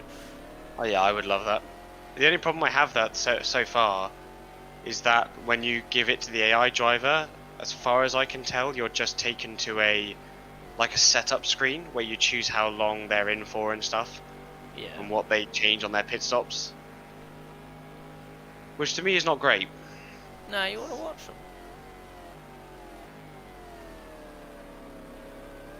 But I guess the idea is like they just do it really quickly, like blah, blah, blah, blah, and then you're back in the car again, and it's like. Yeah, there are people though who want to do like, I will put the AI driver in the car, I will then put it on a TV view so that the car is just going around, and then I will go sleep for 2 hours and then wake up again because I'm role playing a full 24-hour event. I would like that. Yeah. Yeah, exactly. In terms of like we exist, so but like, I also the AI speeding up thing is also a good idea because accessibility. yeah, I would I've done like that the before option as well. to do both. Deborah. I'd like the option to do both, basically. I don't want it to be one or the other, I want people to be able to choose. Yeah.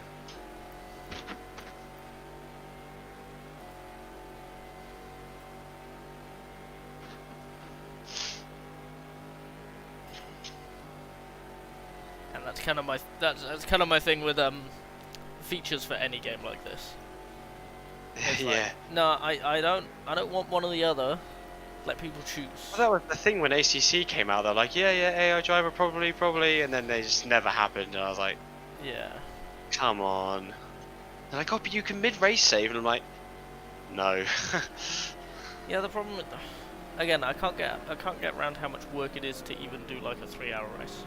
Because you've got to set tyre pressures and stuff. And then if it rains, you've got to set wet tyre pressures while you're driving. Yeah. Why am I doing all of the crew chief stuff? Just one thing that I don't understand with Sims is like the amount of responsibility it places on the player. Yeah. If you want to roleplay a driver, you can't just roleplay a driver. And that is, weirdly, one thing that the F1 games do really well. Yeah.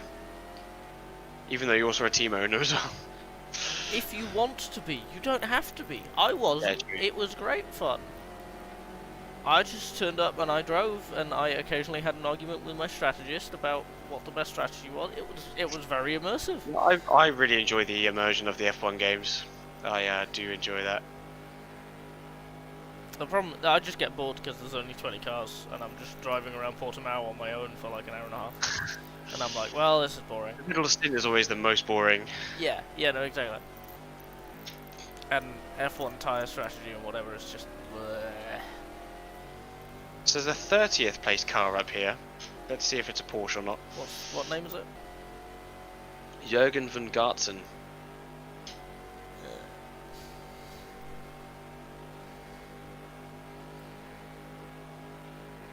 No, that's the Conrad Porsche. Yeah. So the first place, definitely the first place. So there's a lot of other classes mixed in between GT and GTS then. Maybe it's just prototype cars that retired that GT haven't overtaken yet. Maybe. I don't know, I guess we'll find out. Got like 6 laps left to go.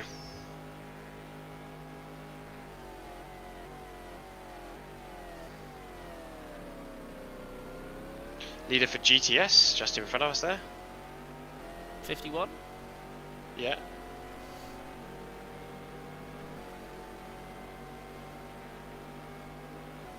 Yeah, so that car's in 19th, and this Comrade car's in 30th.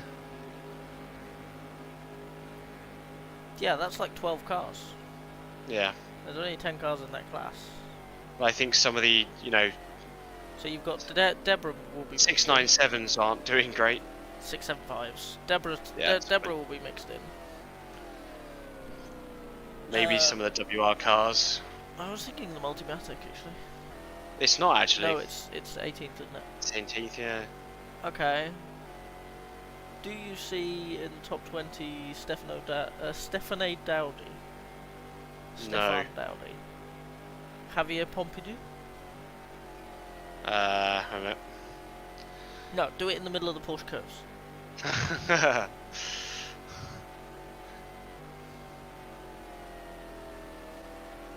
can't believe you're not turning and looking at something else at the same time. Because we know the 36 is out, so it's...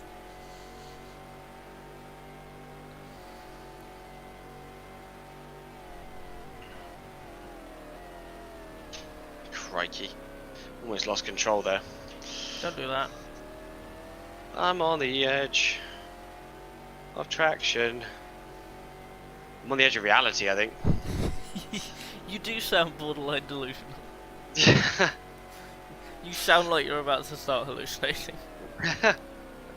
Honestly, like, I don't know where I am on the track half the time. God, what? I can't remember which one it was. I watched the Spa 24 hour that was in like September or something. Yeah.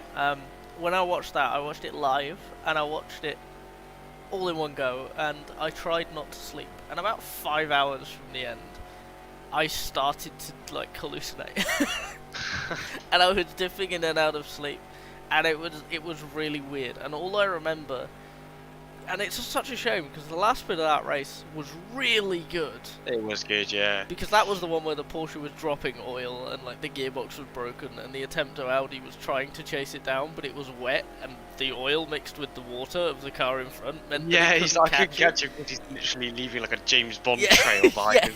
Yeah, it was that race, and I just remember, I barely remember anything. I remember a shot of them leaving Piff Path, the top two, and then a shot of the winning Porsche in the pit lane spilling its guts, just all over the ground.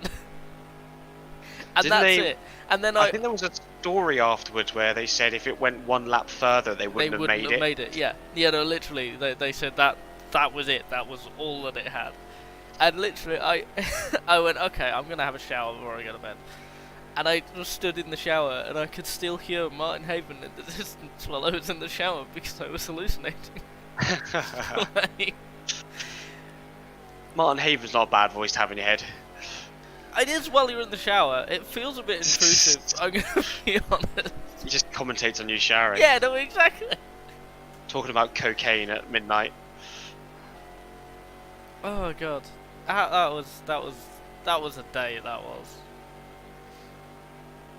Did you hear that? I know I think I talked about this yesterday, but I can't remember what your answer was. But did you hear that supposedly Radio Le Mans is not to be doing IMSA again next year? Hello? No, I haven't heard that. What?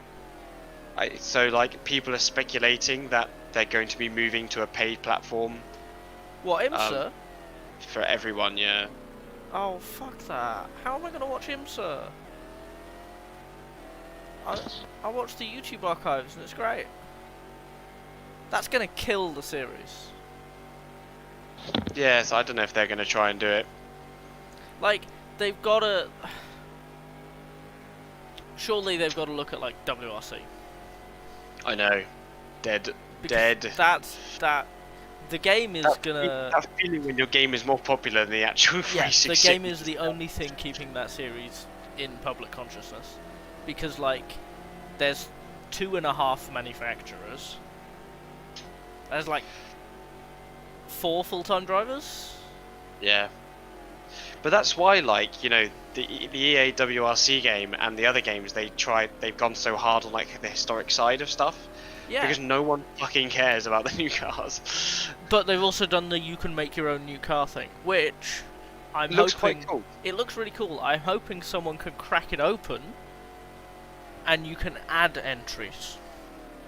Yeah. Hey, do you want Skoda in Oh my Rally Lord. 1? Do you want Yeah, that'd be Citroen pretty back? You know, because having like... WRC great again. Exactly. Adding teams to it, because having 6, 7, 8 manufacturers in is going to be actually good. I thought WRC though. My understanding is that the highest class was supposed to move down to the Rally 2 cars because that's where the interest was, and it just hasn't happened. Because the manufacturers that are there, which is Hyundai and Toyota,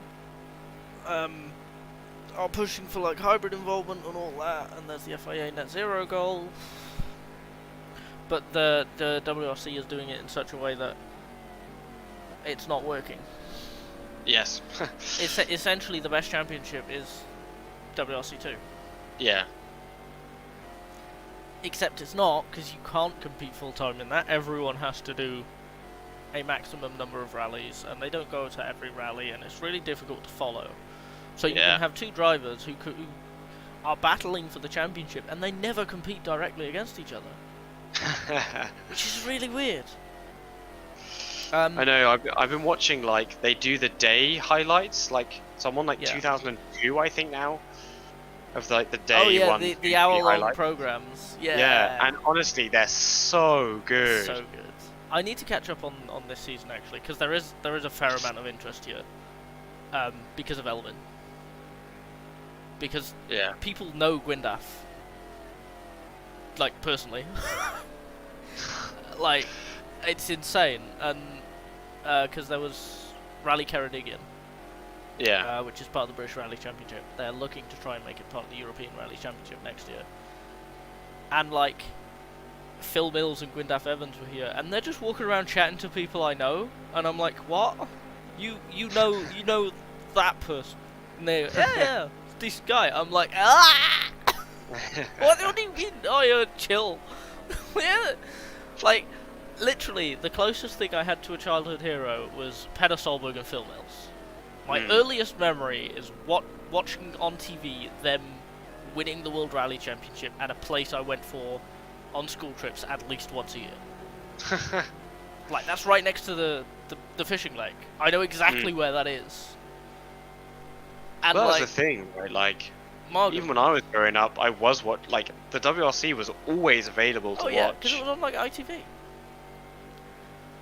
And like, it's like, there was a guy who walked into work, one of my customers, and he's like, oh yeah, I've got a new Defender for the weekend. We're like, what? Ooh. Oh yeah, I'm looking after Martin Wilson. Are you? He's like, yeah, it's a decent guy. What do you mean? So like, there's a big presence here, because like, a couple of weeks ago, this same guy who looked after Martin Wilson walked in and was talking about Elvin's chances at the championship. And like, fair enough, but there's only two people. You're really lucky that the local guy happens to be in with a chance of the championship, and thus interest in the area is... David Osborne in 29th. There you go, class leader. Surely. Must be. You're really lucky that the local guy has a chance at the championship, otherwise this local area would not care.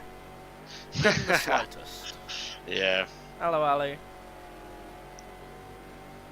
Hello, Ali. And like, that's the only way its interest is being held, is Scandinavia and Finland.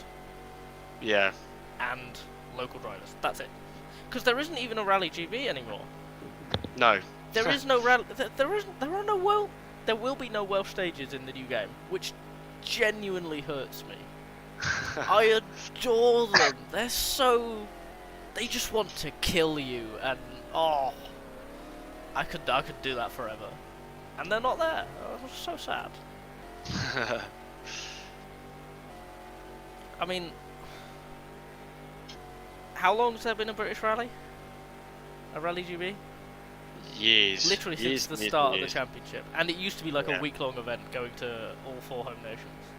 Used to be like all along the coast and stuff. Yeah, no, there used to be How's like the an race English doing? leg and a Scottish leg and a Welsh leg. And like, that kind of tells you the state of the championship. So the racism alley is going well. We are 5th, we are many laps behind the people in front, and we are 1 lap at least in front of Andy Wallace behind us. I'm running on 3 hours of sleep, I have this stint left to do, and I'm giving it to Fish, who's going to finish the race. Woo! It's been good fun. Yeah, I don't know how you've done it while you've been ill. Yeah. Neither do I. Meanwhile, Ali was meant to go airsofting, but stayed in bed. And you've got like maybe 10 minutes, and you've just done a 24-hour race anyway. Yeah. It's been good for distraction, but yeah, after this I'm gonna rest like fuck. I'm gonna get into bed and watch some movies and read some books and generally do nothing for a bit.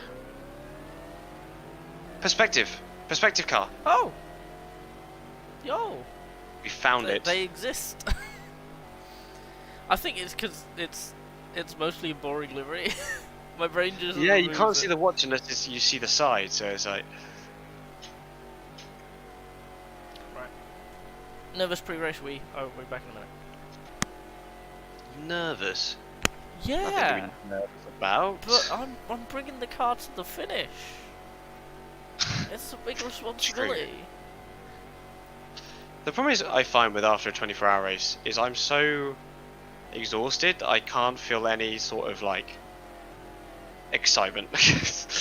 You said this earlier, like the end of every 24-hour race is okay.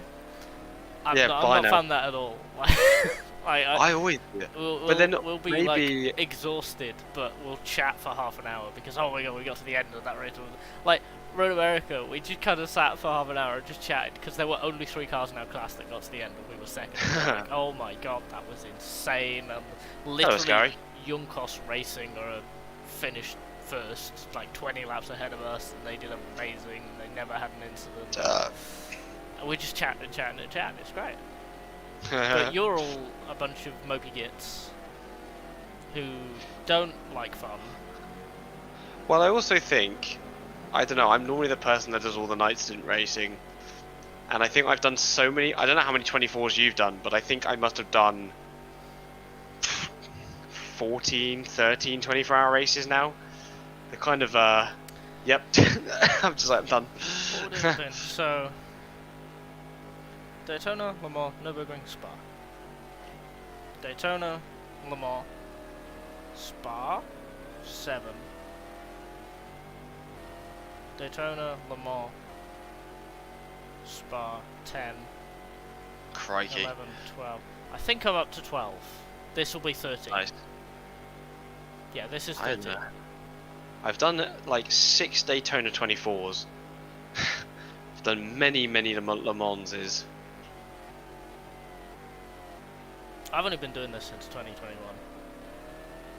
Yeah, because I was there doing the iRacing stuff when that driver swap stuff came out. Oh. Done a few Nordschleife for 24 hours is... Yeah, no, I do kind of 3-4 a year. It's a lot, but it's fun. Right, I'm gonna go have This that. year I've done I'll be back. 2. Yeah, go for it. Done 2 Le Mans 24 hours. This is one of them. How you doing, Ascari?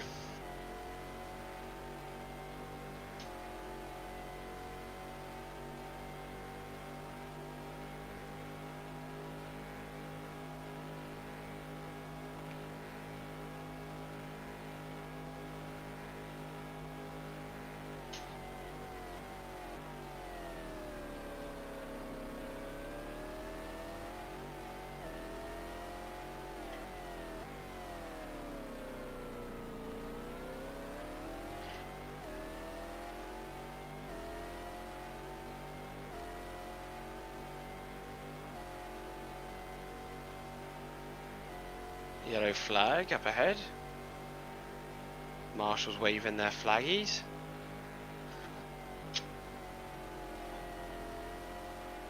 Oh, cycle car.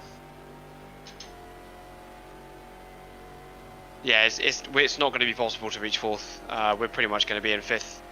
We just need to get to the end of the race. They're like, the guys in front are like either 2 or 3 laps ahead of us.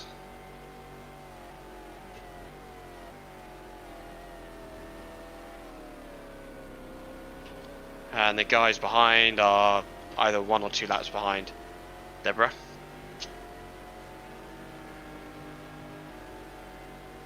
I've got, I think, another 2 more laps and I'm out of the car for the final time.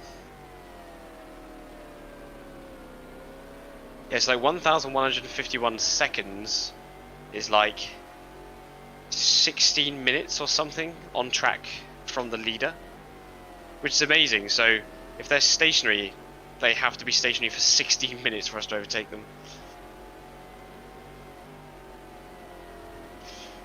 Another Panoz. Privateer one though, a bit slower than us.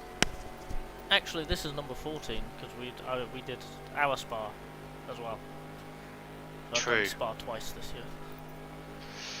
I hadn't done 24-hour races in ages, and this year I've done 2, and they were both at Le Mans. Although, did we do Spa this year? Yeah. No, that was 2003.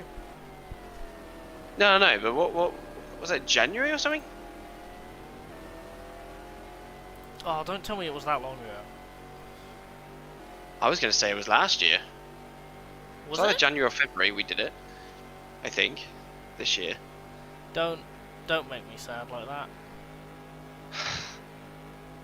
Yeah, Spa was this year, yeah. Yeah, no, it was. What month was it? Oh my god. Message. Control F. Spa. So this is my 3rd 24-hour this year then. Fucking hell. Because I also did the 24-hour Le Mans R Factor. March. Crikey.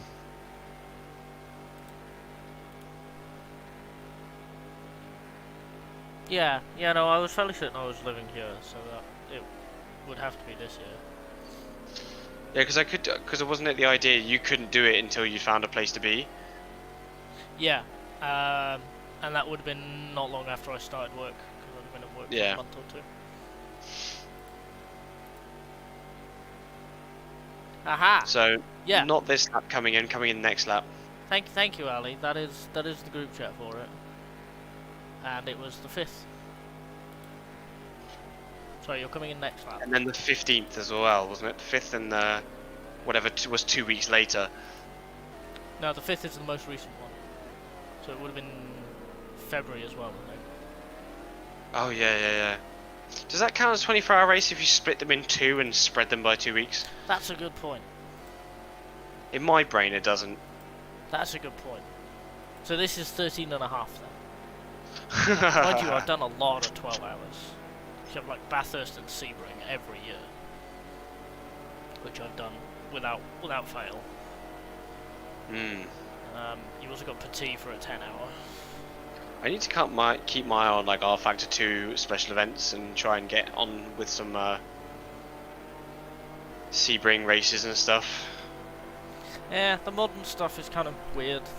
It can be quite e-sporty. Yeah, I know. Which is why I like the With old iRacing, stuff. I know I'm just going to get taken out within the first 3 seconds, so I don't really want to do it. Yeah, that's kind of fair.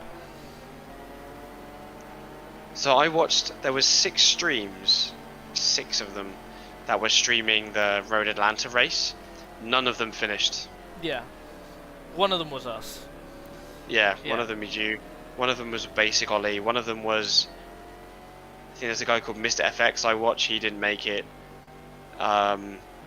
There was another guy, I think Yorkie did it, he didn't make it. I mean, to be fair, for not that much money, like probably about $1, you can do I'd buy that for $1. You can do an AI version, but with select people. Do you reckon I can more than charge one car people? if you you reckon you can charge? No. I know. I reckon you can't. But yeah, like if we had enough people with iRacing content, we could absolutely have one or more player cards in a field of AI. Hmm.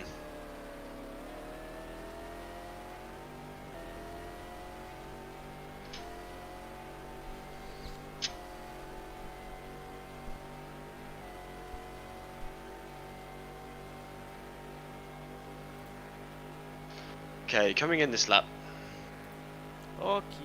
But again, like if LMU does what it says, I'm going to be on that a lot. yeah, if LMU does what it says, we have that anyway. Oh, Ali, have you seen the new, I put it on the ETR Discord, but there's the new dev block for B17 Redux. Very, very nice. Very, very sweet. Is that going to be multiplayer at all? I don't know. The VR one's going to be co-op. Oh no, I don't have time. I don't have time.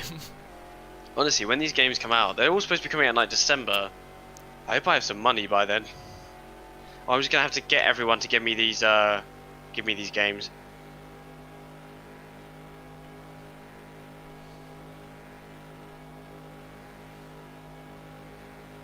But yeah, I think Le Mans Ultimate as well. I think I'm really looking forward to having a game which has like all of the cars that I needed. Yeah. Like finally. You can just load it up and go. The closest thing that we've had is the Le Mans virtual grids on RF2, but they don't have names or driver changes or anything on them. Yeah. It's just the liveries and it's random names. I also hope as well that Le Mans isn't just made up of wet cars. Yeah, it's Because more than that 30 cars. Yeah. Because that could pretty much destroy it, you know. But I don't know, because, you know, IMSA's with iRacing at the moment. Yeah. So doing Le Mans might not actually be worth it, but doing the rest of them might be. Just make every race 24 hours.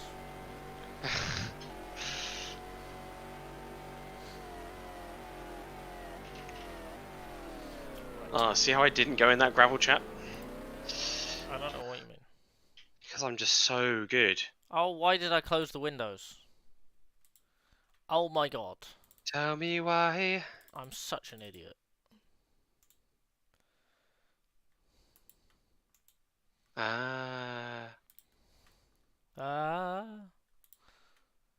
Mods.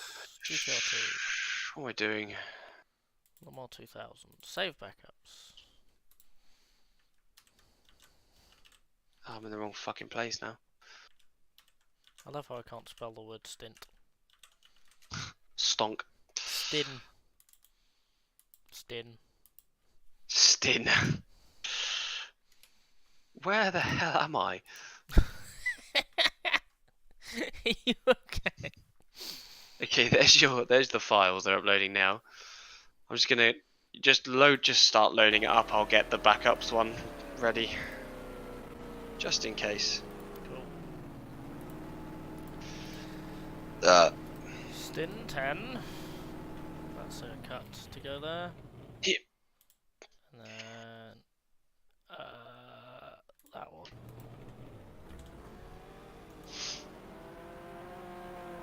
I think one thing that's really good with SimHub that isn't in base game is it shows you when your engine's on and off.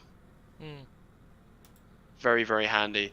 The amount of time that I normally sit there and just fucking press both of the buttons until something happens. It's based on sound, isn't it? Otherwise. Oh, caffeine.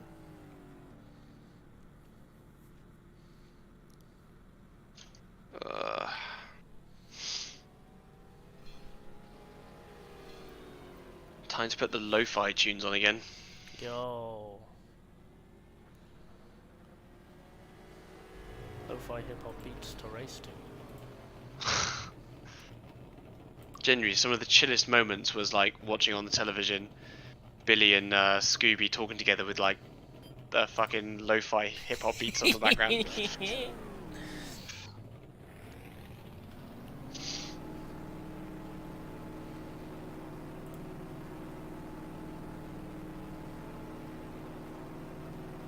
Oh yeah, the number 8's back in the pits.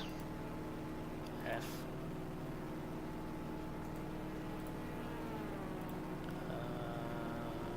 GTR2. Yes, yes. No. Bear with. Technical difficulties. That's the post pit. The ones that I just posted last. Okay, why does that not work? Oh, hang on. I can't get stream to work. May it rest in pepperoni. Oh, for God's sake.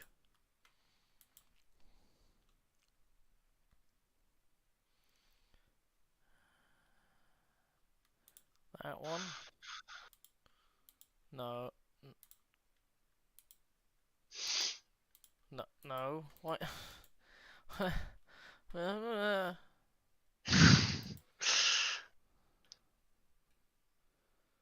Discord.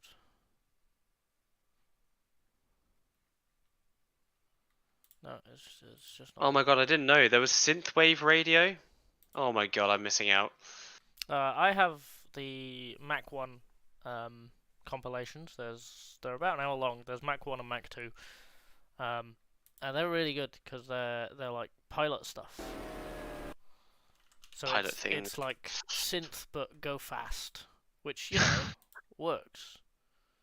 Capture a specific I'm gonna window. shut down. That one. Oh no, we want to capture the screen. Have I been doing this wrong the whole time? So in the first place, you've got the number 9, who has 2 laps on the number 7, who is 3 seconds ahead of Brabham, which we said was going to happen. But the Brabham has more fuel by 1 lap. Then it's the SMG behind by 1 minute 41. Then followed by us in 5th with 3 laps behind the SMG and 1 lap ahead of the number 1, who is battling still with the Conrad Racing for Holland car. Racing for Holland has slightly more fuel. Team SI Racing number 23 in 8th, 1 lap behind those cars, who's on the same lap as the number 10 in 9th. Number 22 is just about to be lapped soon by those people in 10th. Oh, I got to stream to Discord as well. Don't worry, I'll just do your stream. You do my because the overlay. It's a lot cooler. In 11th place, 1 minute, about 50 behind the number 22, is the number 5 Mopar team car, who's 2 laps ahead of the BMW, who is only 2 seconds in front of the number 33 ROC car, which is pretty cool. The other ROC car's in the pits, and they're going to come out the pits like 1 minute 30 behind. And then behind that is the number 4 Cadillac, so there's at least 2 Cadillacs left in this race. 16th place is 6 laps down the number 6 Mopar team racing team. They are doing incredibly well, considering their really terrible pace.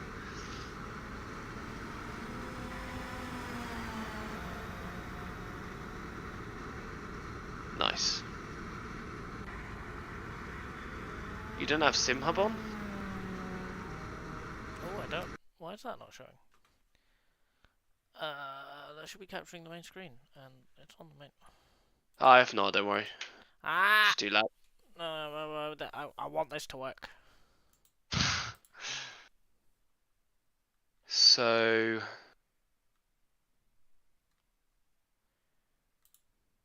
It says it's working. in 17th, we got the WR Racing car. It was 1 lap behind the number 6. Okay, do you And then want me 12th. to stream to Discord then, so you got sound? No, SimHub's yeah. not gonna work. No. No, actually don't, because it was crunchy. Crunchy. Your stream was a lot better in terms of performance. Yeah, I don't know why that's not working then. That's annoying. That's okay. Multimatic team in 18th, 12 laps behind the WR Racing car and 7 laps in front of number 51, who's 1 lap ahead of the number 64, who's about half a lap in front of the 52, who is battling. They're 10 seconds away from each other with the number 63. 1 lap ahead of the Deborah,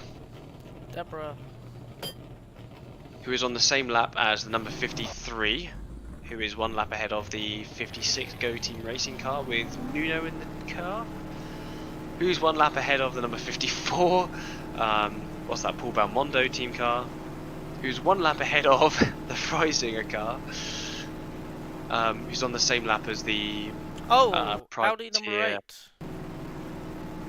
I don't know what's going on there. Oh, is it in the pit lane again? No. Look at my screen.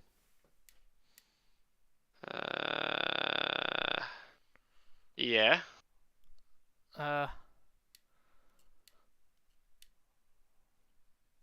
What? Did it leave the pits? I guess? I Kind did that before. I think it's having a moment. It's having a moment. Save file. Save file. Yeah, it did this with me before, and then it DNF'd back to the pits. Giving it a shake of the head. SMH my head.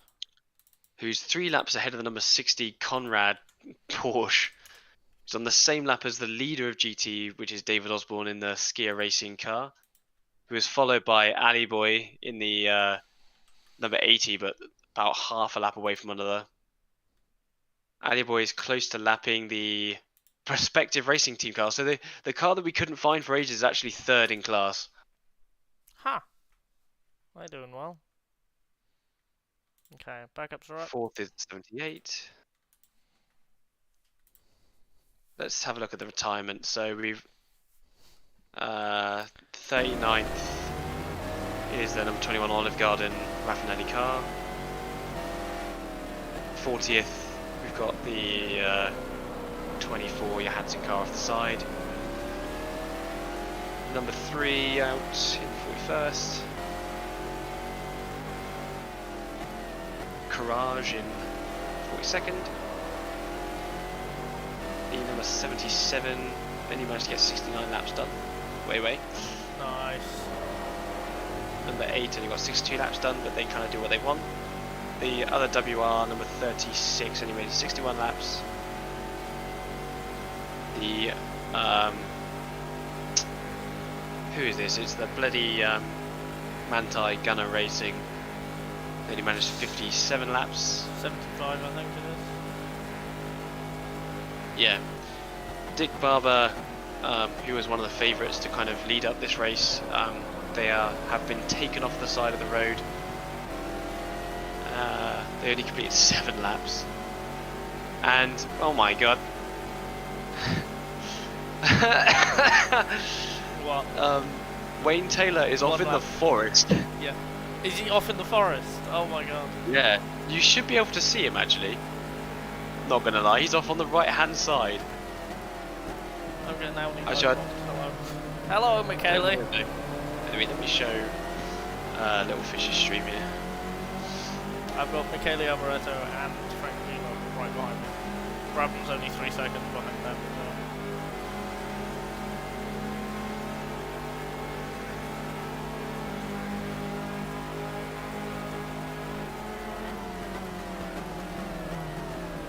Hang on, I need the fucking... There you go, both of them are fast. What are the best crab-based activities? Walking sideways. Being crusty. Being crusty. Oh my lord. Wait. Yes. Hang on a minute. What? The 8's in front of you. Yeah, no, that's what I said. They were going back on track. They were blocking pit exit, and then they pulled onto the track, and they. So when I started my stint, because they were blocking the exit, I crashed into them to get them out of the way. Oh, they just started moving on their own. Right? Interesting. That car is definitely slower than it should be, though.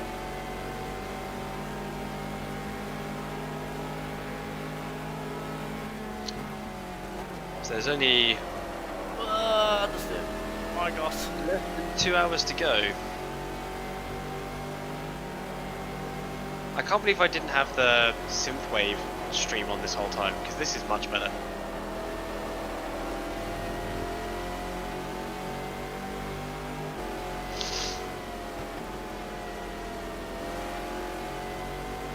Go on, David. Get him.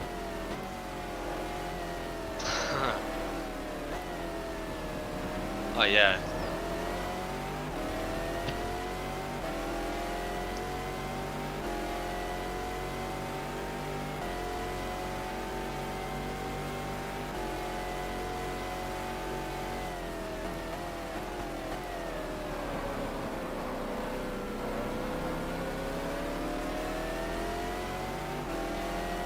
The pure immersion stream where there's no HUD.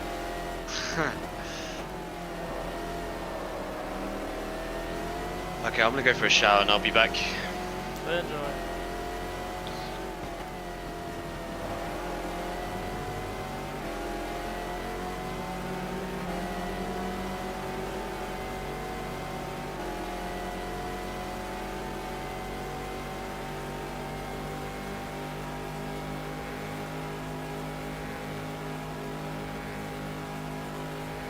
honestly, like, because of where I've placed it, it's sort of where the car is and it's not blocking the mirrors or anything, I kind of don't notice the HUD anyway, unless I'm actively looking for information.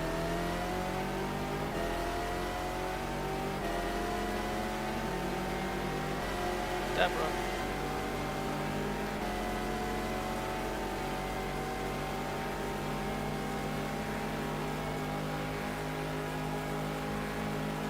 I feel like I'm gonna get time bombed here.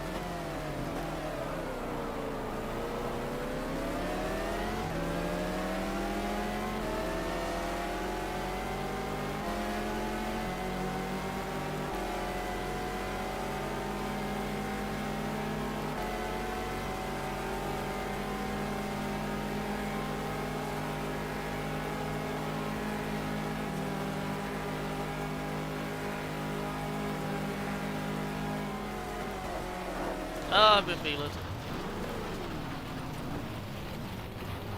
Well, that's a shame. It was fun, though.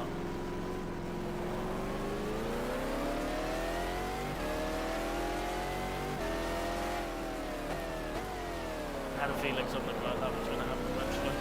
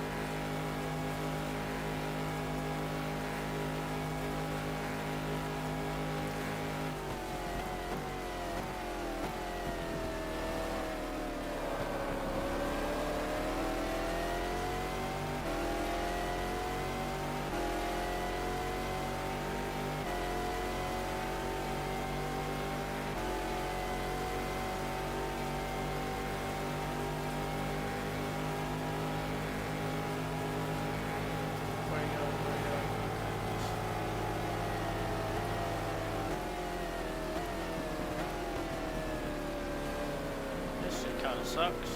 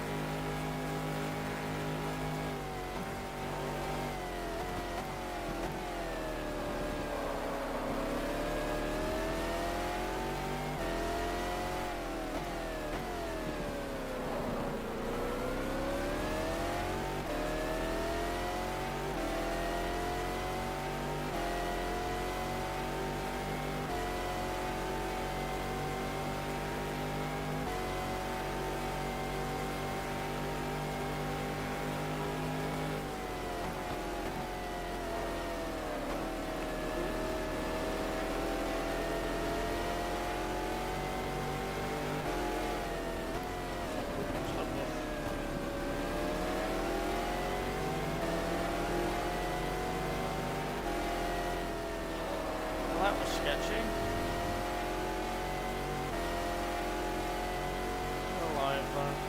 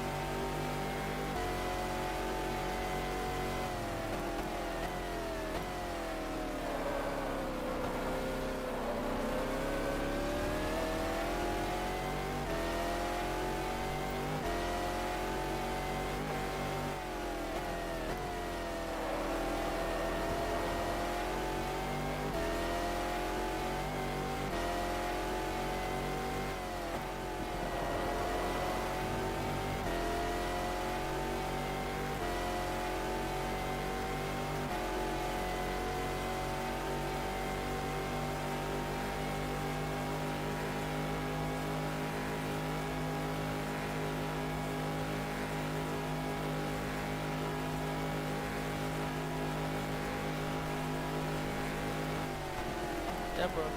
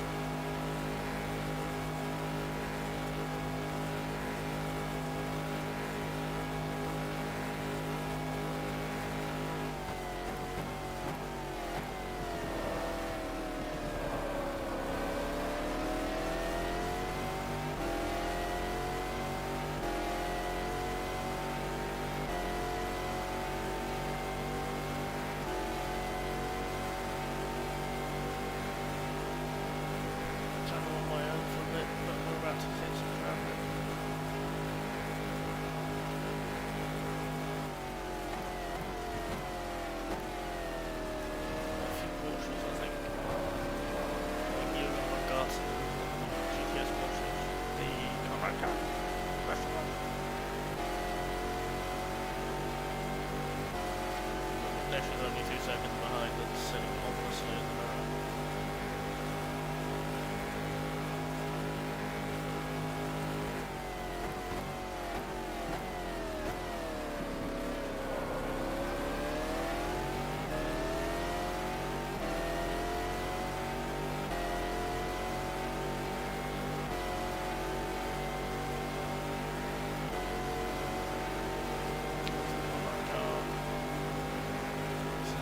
Cycle, I think. And the Excel cycle. Excelsior.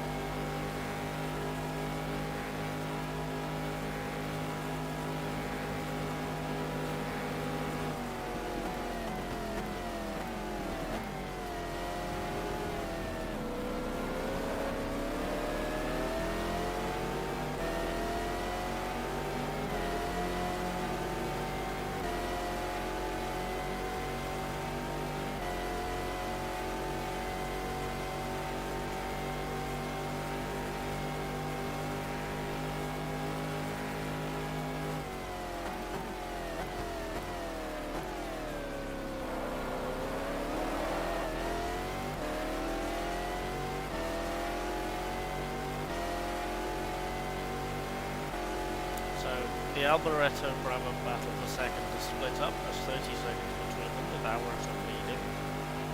There's only 80 seconds between Brabham and Gashe now. And then like 600 seconds, like 10 minutes to us in fifth.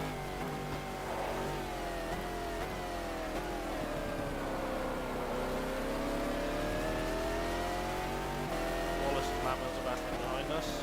There's only 2 seconds between them. I can currently see them on the maps, they're between the 2 chicanes on the Balzan.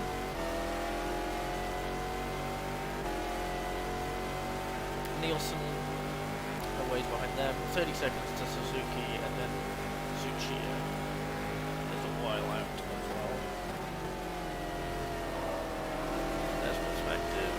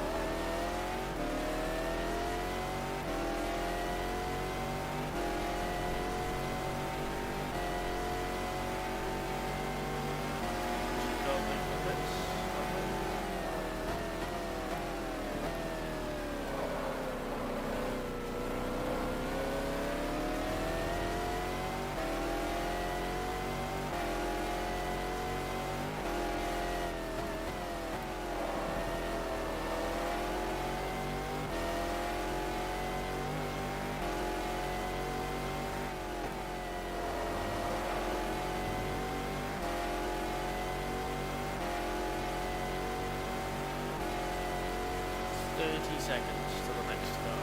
Oh god. 30 seconds of nothingness.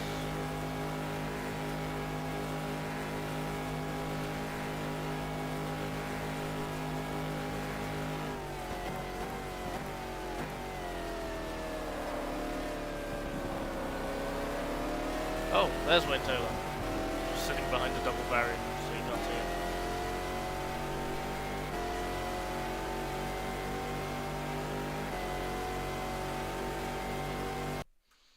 Going to lie down what, sorry? Like hours to go, okay.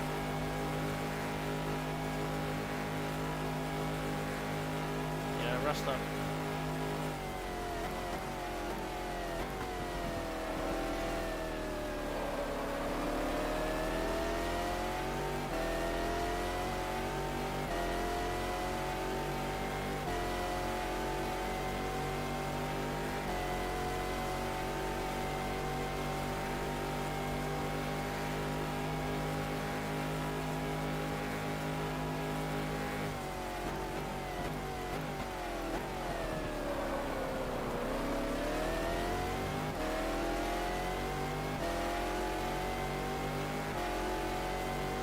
Tell you what, though, 30 seconds ahead, there is a clump of cars around Indianapolis. It looks like most of them are prototypes, so that should spread out by the time I get there, but that's a decent little train. There's like 3 groups. There's one at Mulsanne, there's one at now between Indianapolis and Porsche, and there's a bunch at the first chicane. And it looks like there's like 10 cars in each.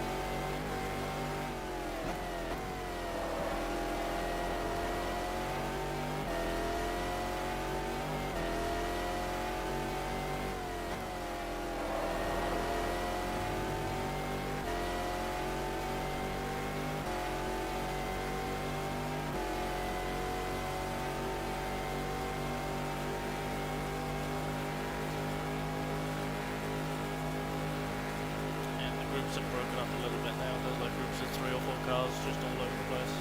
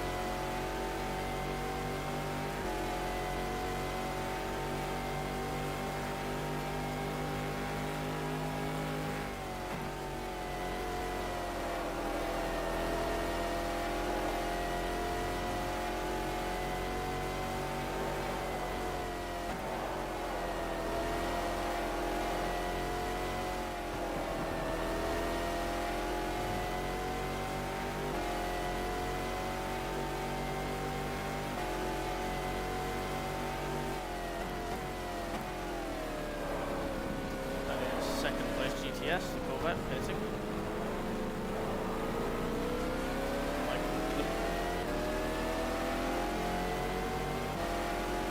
Last 4th, I think 4th. Either 3rd or 4th, depending if the Deborah's in between them. Actually, Weisman probably will.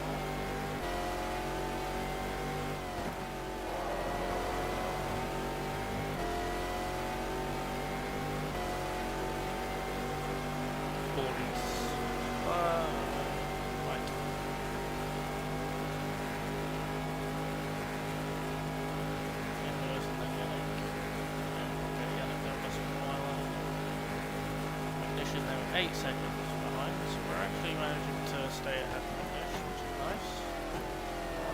So we're pitting this lap, so I think the last car we're going to see is this Porsche. That's Panoz car. That's going to be it for the stint.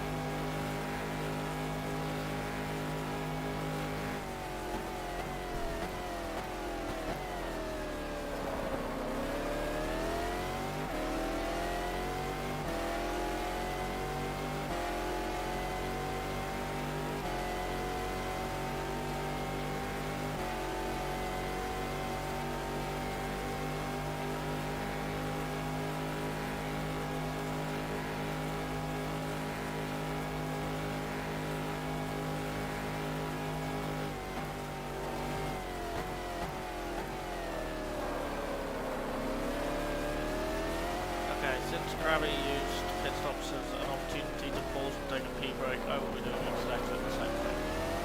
I wouldn't do it if Crabby hadn't already, but because, you know, the precedent's been set, I might as well. So I don't want to spend the next hour and 15 minutes just thinking about how nice it would be to have a pee. That would kind of ruin the finishing the Le Mans 24 hours kind of vibe, you know?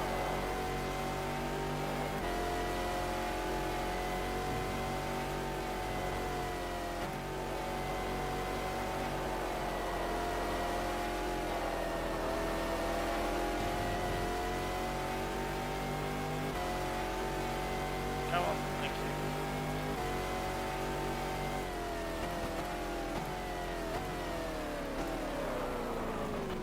Oh, come on.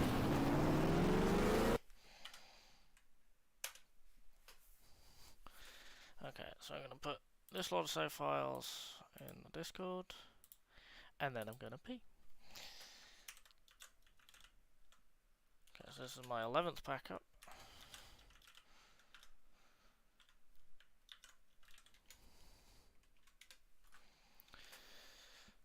That's the wrong file, folder, whatever. Save, there it is. Get rid of that one. Control A. Discord.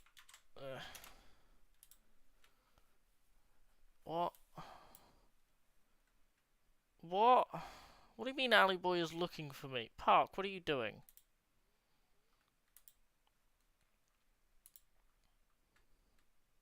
Park, what? What? What do you mean?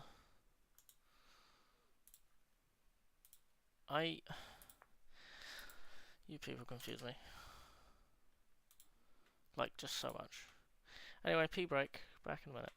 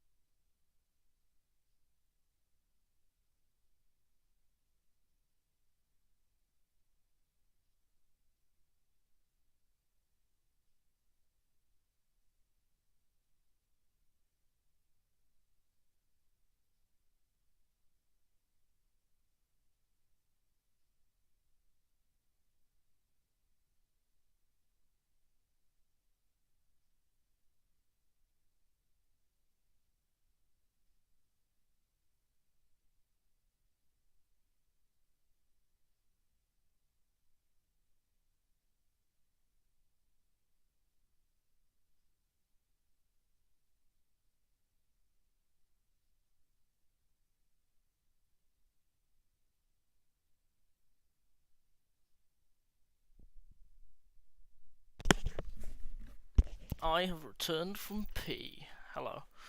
So. To the pit lane we go.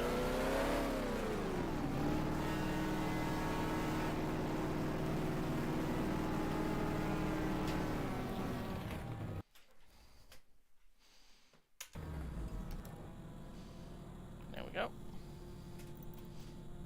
Fuel, please.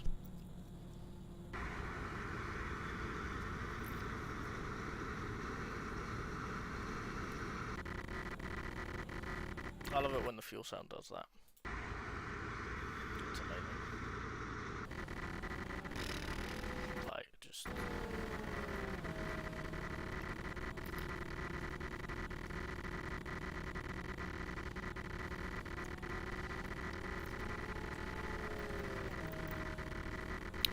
energy drink.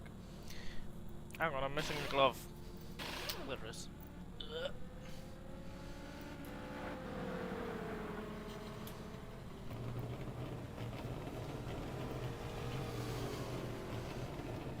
I want to take shirt off as well. Second.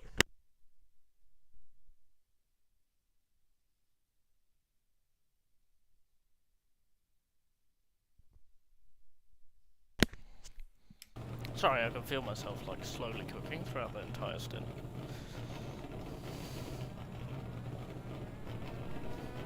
Go, go, go, go. 72 minutes left.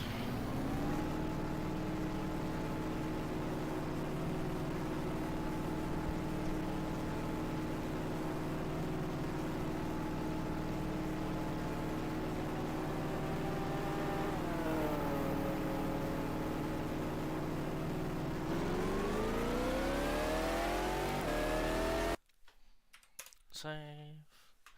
We do this whole rigmarole. Stint 11. Endless save. Get rid of the crew chief file. Do that. Do that. And then do that. That can go away. That can go away. That can go away. Right. And then we do it back here. Now we can carry on.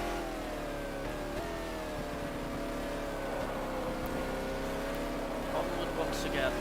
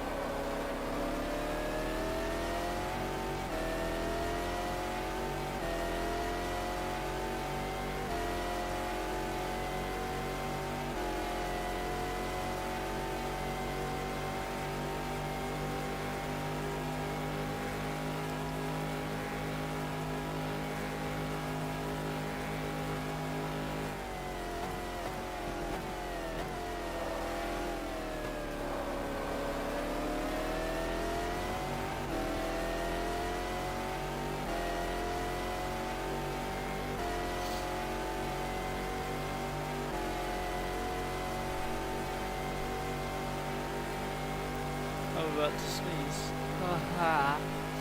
Pineapples. And I'm fine.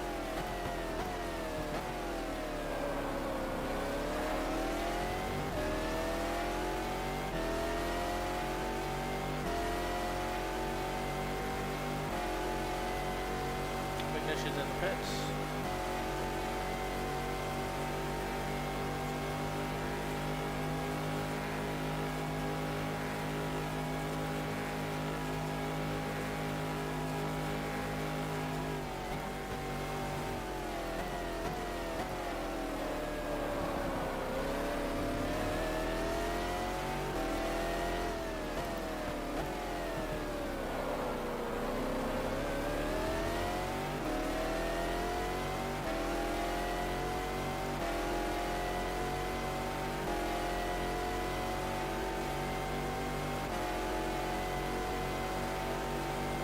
Oh, this is fun. Oh, this is gonna be great. Pass it. Oh, come on. Fine. I'll do it myself.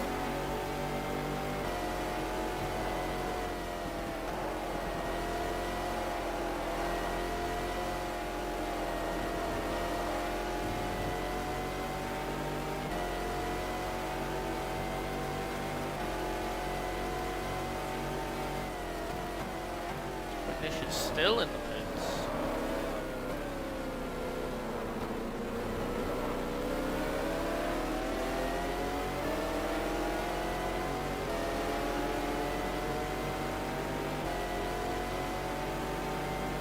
Ignatius left the pits, right behind me.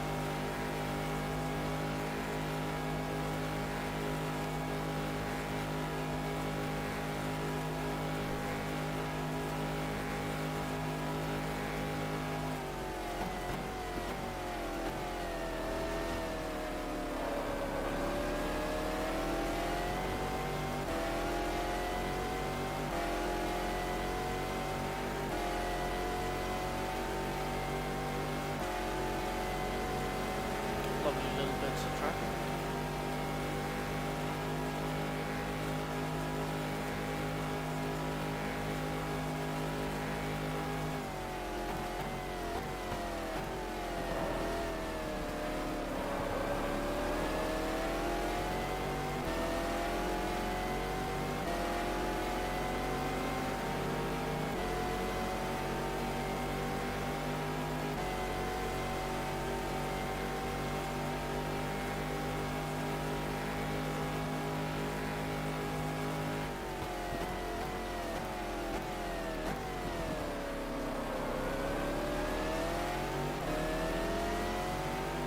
Oh, ignition's already within a second. Okay.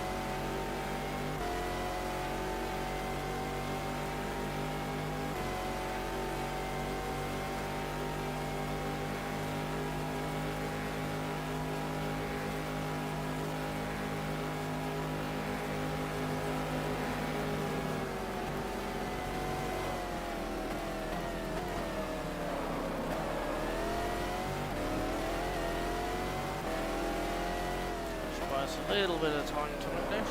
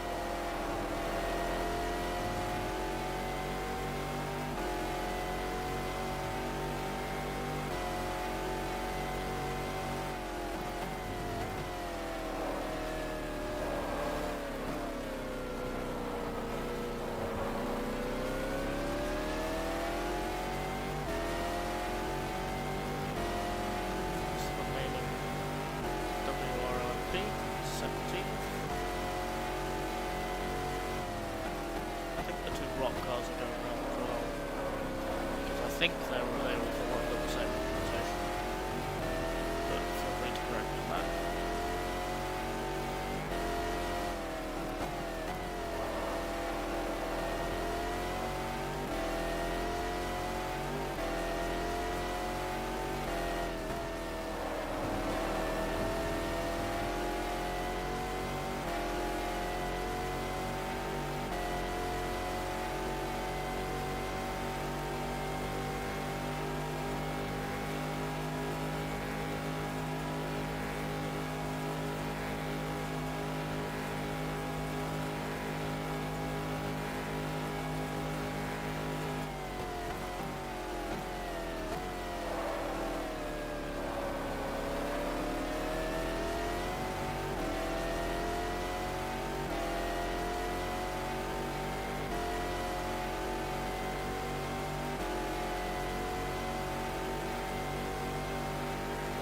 on in.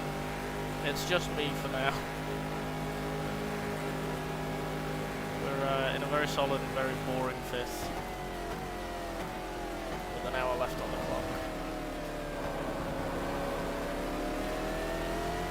We have 430 seconds to Jan Lammers in the Conrad prototype to 6th, who is in 6th, and like 600 seconds to the Courage submachine Gachet car. Alvarez is currently 3rd, but behind Crabby, who's in 2nd. They're only about 40 seconds apart, and McNish has a 400-second lead on everyone. Retirements are kind of difficult. Beeler's running again in like 44th, because Crabby reloaded and Beeler just rolled out the garage and carried on, and then I reloaded and Beeler rolled out the garage and carried on. So there's a couple of weird things like that. Johansson Matthews are out. They're sitting on the outside of the Tete Rouge next to the retired WRLMP car. We haven't had that many retirements, to be honest. The Green Menace are out, the Courage, number 16 or whatever it is. But these were all like a while ago. Who else? AI was too angry to die. Yeah, Frank Beeler is too angry to die.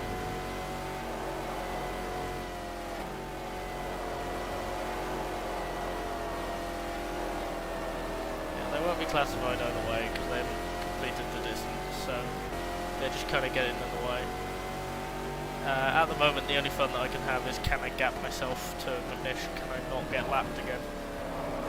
Which I was doing that all of last stint as well, and we're still ahead. So that's going. We're doing decently on that. We're doing better than I'd expect, anyway. But that's only thanks to traffic. In clear air, McNish keeps catching up again. So eventually, there's going to be like a long enough period of clean air that McNish is just going to catch me, and there's nothing we can do.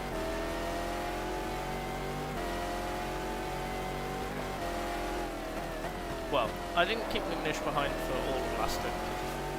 I got passed by McNish and Beeler, and then I kept swapping with Beeler because Beeler's slower in a straight line for whatever reason.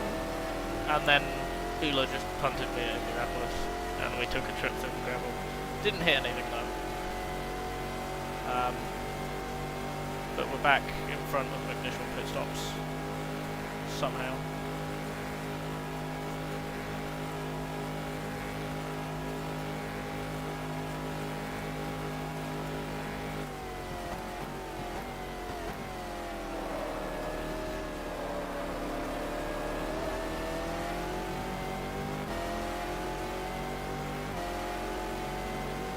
There's a while to any traffic, so I think we're going to get lapped again.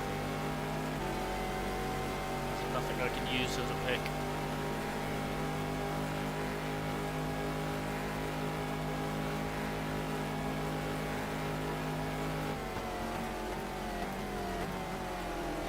Oh, hello, McNish. Hello.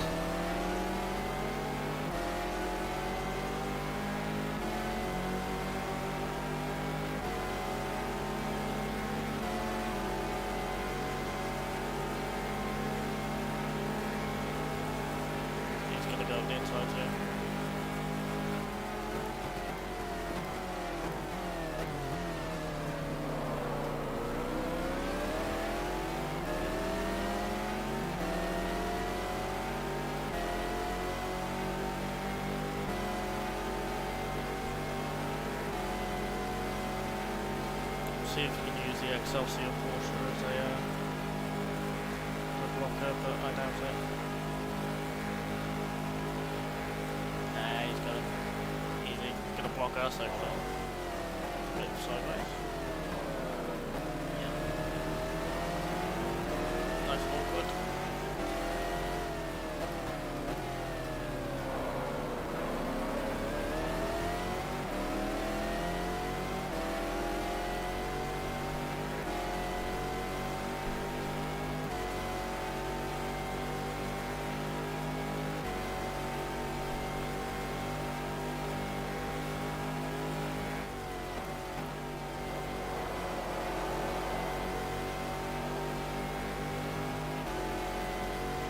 said it yesterday, but like the feeling of speed from this Panoz, it's like so planted, so grippy, and we're so quick compared to the GT Porsches, and then the Audi just drives away from us. That we're just completely helpless to that car. And we have been all race. It's just kind of, it's insane.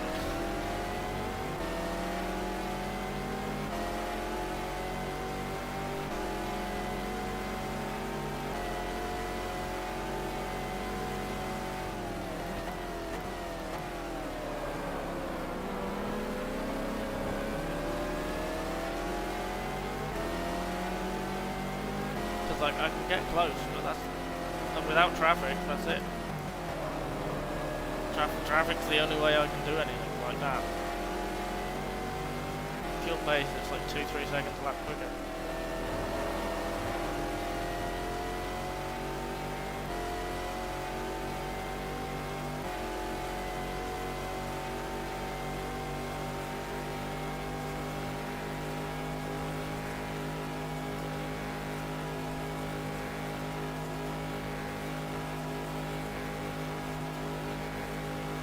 I don't know if you're watching, but there's 56 minutes left, Crabby.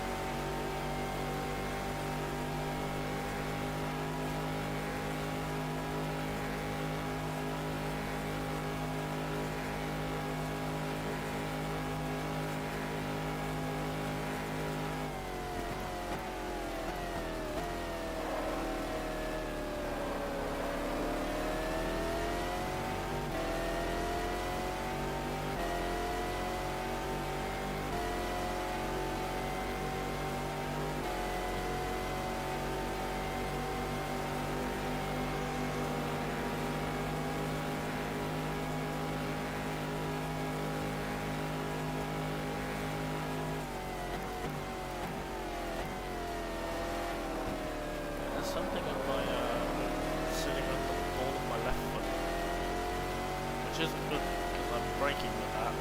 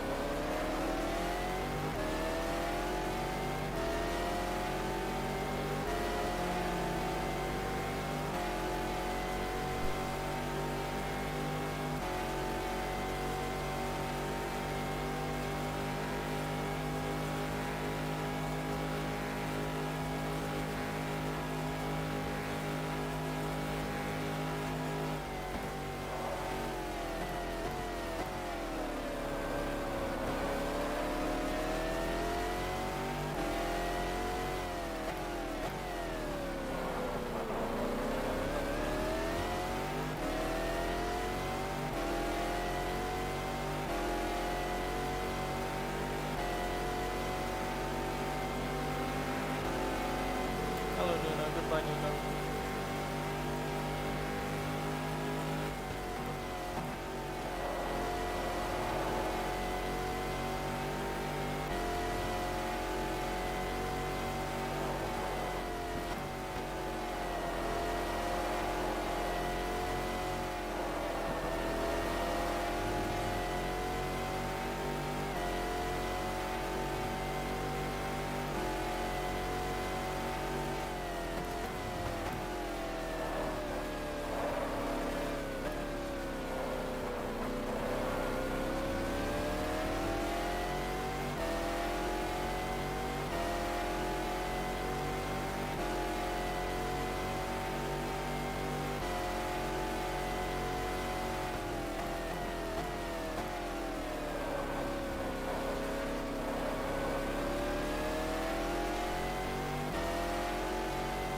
I feel like I just saw something move out my peripheral vision in my room, and I don't know if it was my hair tie falling off the pillow that is currently on the floor where I slept, or if it was like a spider. And if it's a spider, I'm going to shit myself, because it just crawled under my chair.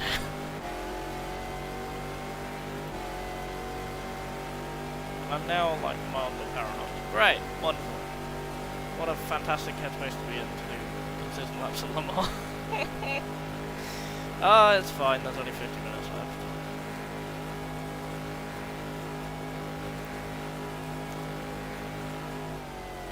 Minutes of maybe having a big ass spider under my seat.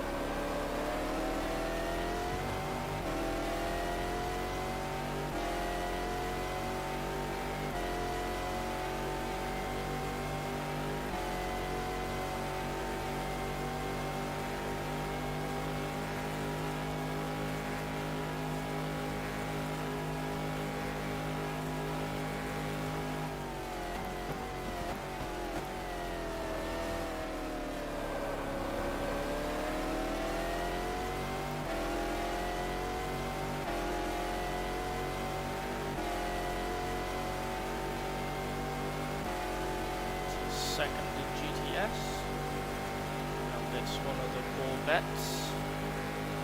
Where did Bill Pellegrino go? We're following Bill Pellegrino. That was meant to be the next car we're going to have. I'm guessing a bit later. Ignition's only 2 seconds away, go away.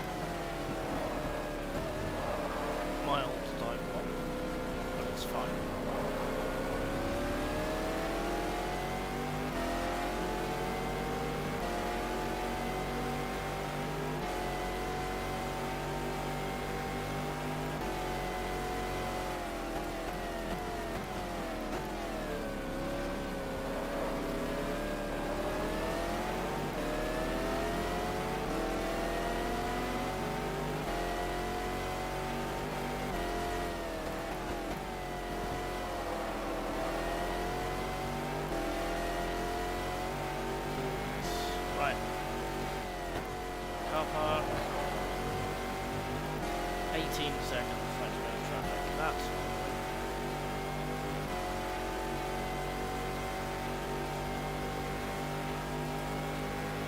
Hang on. McNish is stuck on the outside of Tête Rouge. Oh my god. McNish is stuck on the outside of Tête Rouge. Or at Tête Rouge.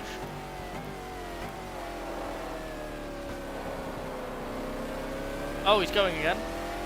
Something happened. Whew. I honestly thought McNish had pinned it then.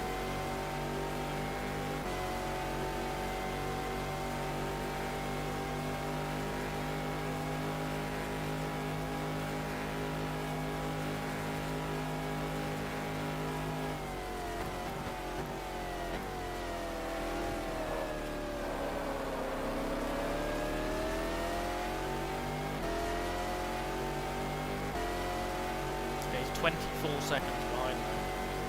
So something happened.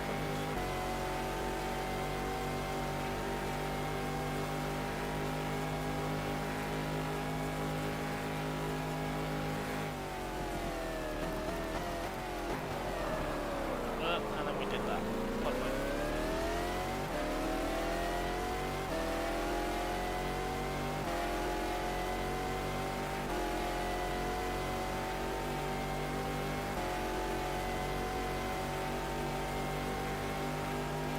.5 minutes. Crabby's like, I'm gonna sleep until about an hour to go. Can't hear yet.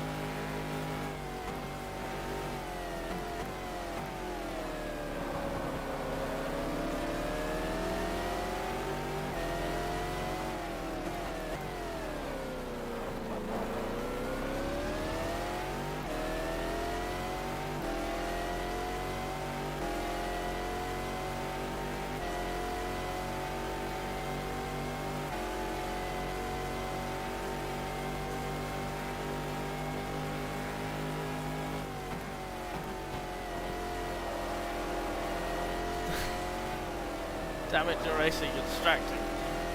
You have been lapped by the field. I hope that's close enough. You're in amongst GTS somewhere. You're in like the mid-20s overall. You're still going, I think. Haven't seen you in a while.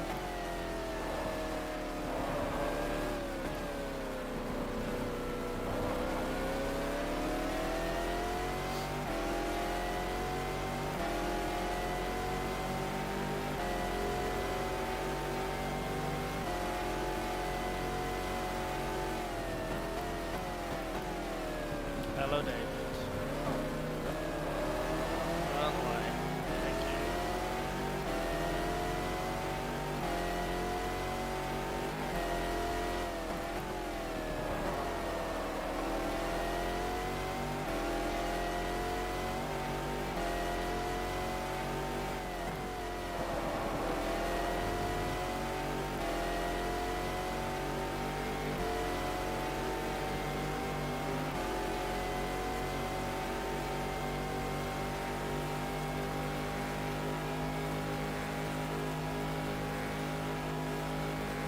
See where you are when we find you. Hopefully soon.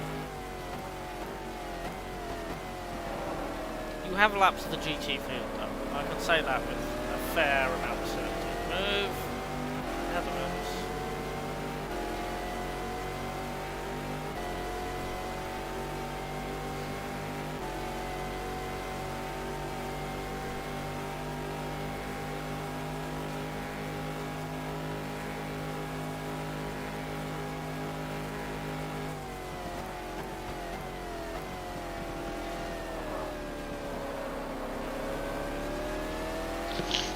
I'm back. Oh, hello. McNish Just didn't want to. off. I know. I've been watching. I just didn't want to get out of bed. It was very nice. There you are, Racer. 23rd.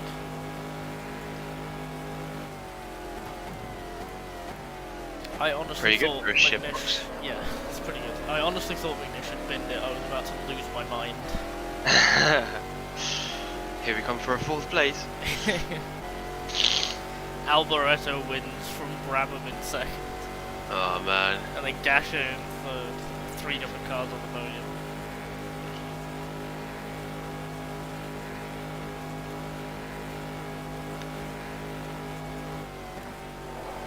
Far more interest in the actual the Mon 24.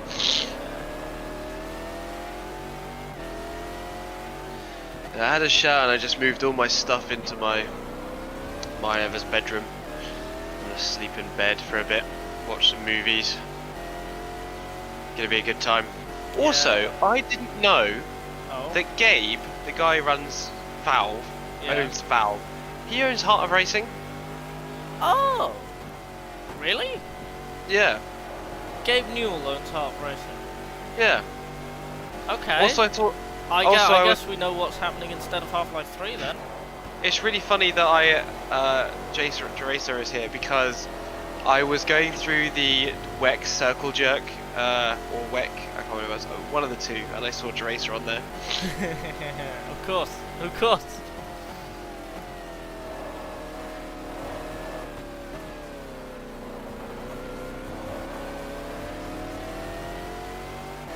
Ow, ow, ow, foot crap. That hurts. Okay, we're fine. Oh no, it's back. That really hurts. Thank you, body. I'm gonna put the stream on Okay. Hopefully that foot crap doesn't come back again. it. God, that sucked.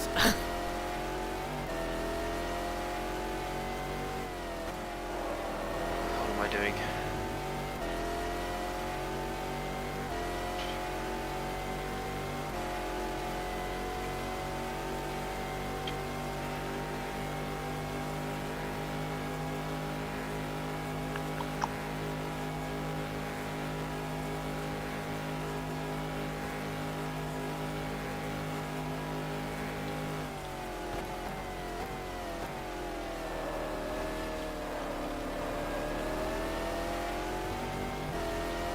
Little bit of walkie right there. We're fine.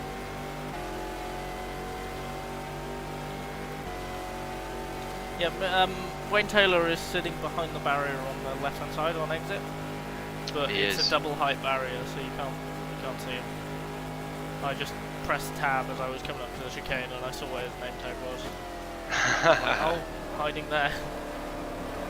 And has Yeah, when been I was flicking hiding through the there car. for 384 laps. Yeah.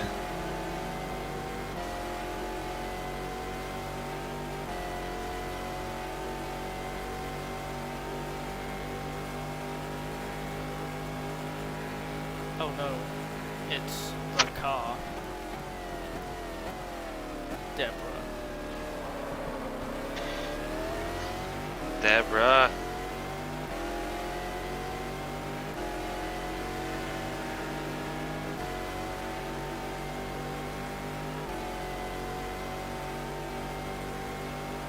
In 23rd overall, running in 1, 2, 3, 4, 5th in GTS.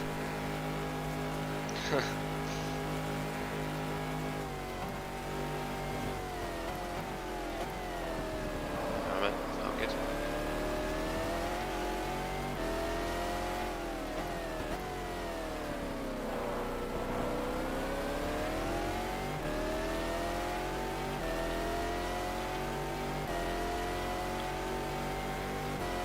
I mean, you deserved it though. For that car choice, you deserved it. Billy killing me didn't help. Billy was on a rampage. Yeah.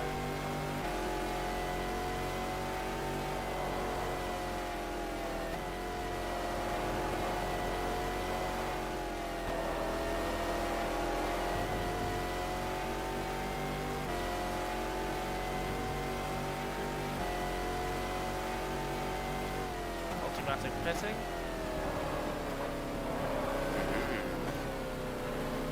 The remaining Chrysler low car.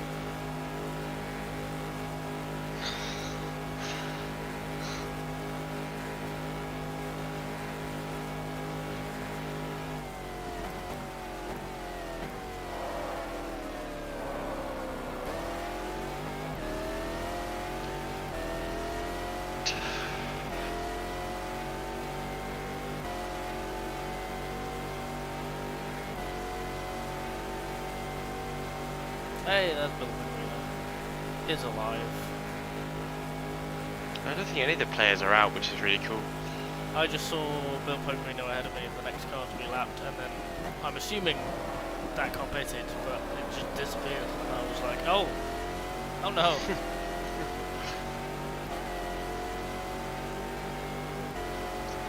Yeah, like tomorrow or something. I think what we'll do is like, when we're done, just like scroll through the standings and then I can picture them and put them up. I was gonna send screenshots. Yeah, that'd be good.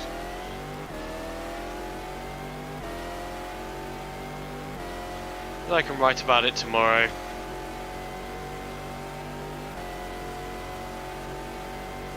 And then start on the next race. After a month's break. I don't know. I think you're just gonna keep doing it immediately. this.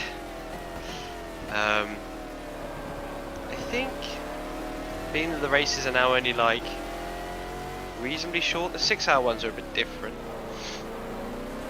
Yeah, it's Hungaroring. It's like a 3-hour race. Like, Yeah. but all I need to do for that is to do weights for the cars and to just check that, because the mod is quite extensive in terms of like when car liveries change and stuff. I just need to check that all people are in the right places and that the weights are correctly on each car. The filters are correct, and the liveries Yeah. are correct, and make sure that the cars can run around that track fine. Yeah. Because I mean, you've seen the quality of the A1 ring on the FIA GT mod. It's Yes. interesting. Yeah. So that's a lot easier. The Nurba, like the LMS stuff, takes a bit longer. Quite a bit longer actually. Because it's not pre-made. No, I have to filter it all myself to begin with, and then fuck around with it from there.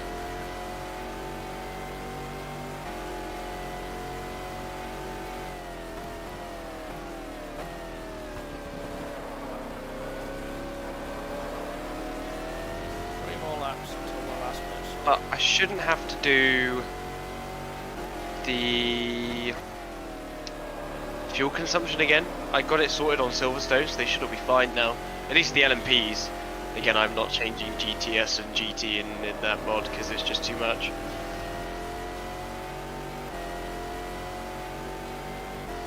Yeah, I mean, as long as GT and GTS are kind of the right pace, it's fine. Oh, I don't even know. I haven't changed them. I haven't looked. Yeah, fair enough. It's just too much.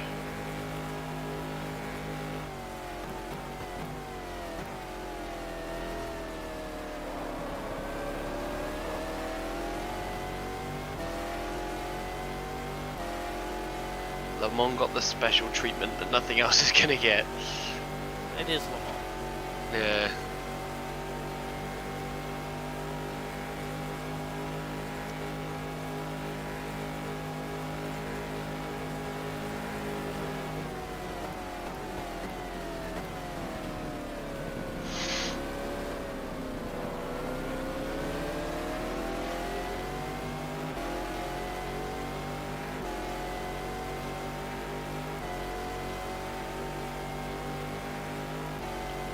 When are the sign-ups open for this?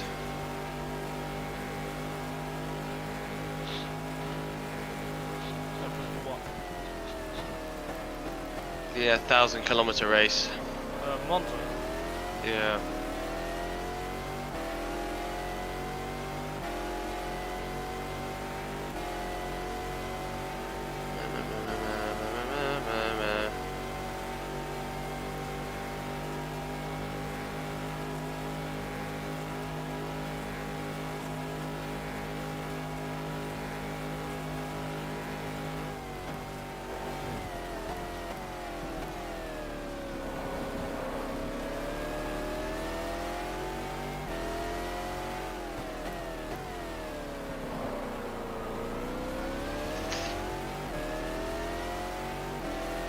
Shark.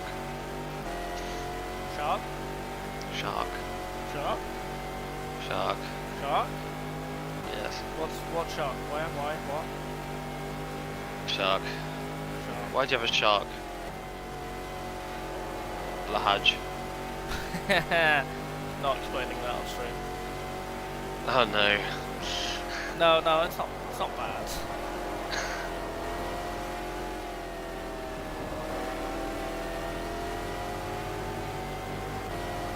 Not yet. Whoa. Wait. Yeah, so it is confirmed that Radio Le Mans is no longer actually doing the IMSA stuff. How the fuck is the IMSA coverage going to work then? NBC. And it's all going to be regionalised? ABC. Yep. Oh, fuck off. Guess I'm not watching IMSA. Just Latifi streams it. Easy peasy.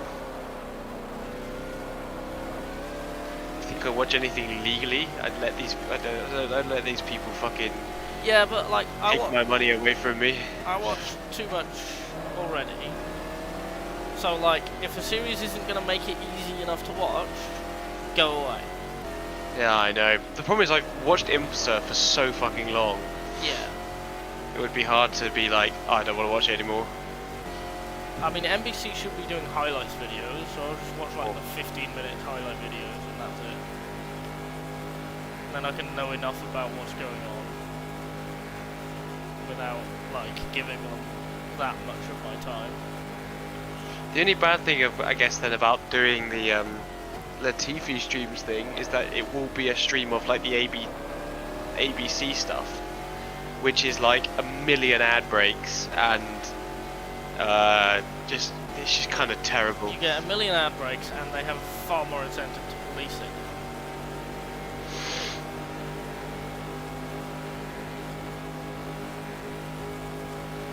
Don't know why they did it though. Like, I want to know what their plan is. If they do plan on doing like an international stream in the future. Is it going to cost money? Like, how's it going to work? I don't know. Yeah, they haven't really said anything. They've just said that RLM will no longer be doing the commentary. They've just said that we're taking a thing away. There's nothing about what's going to happen. How the alternative is going to work. But the fact that no one has said anything is kind of like suspicious. Yeah. Because if it was good news, if it was something that you know that people would be okay with, you would say it immediately. You would say it straight away. You're like, instead we're going to do this. You know. Yeah. Whereas like having the possibility of not having anything like sink in, and then going, but you can, but for £10 a month, will apparently make that more acceptable. Allegedly. Because you're going to be in the headspace so of, well, it's better and than people nothing. In the WEC Reddit were like fucking defending the practice as well, because they were like, yeah, I pay for this motorsport, I pay for that motorsport, I pay for this other one, I'll pay for IMSA as well. And I'm like, the fuck is wrong with you, dude? Yeah.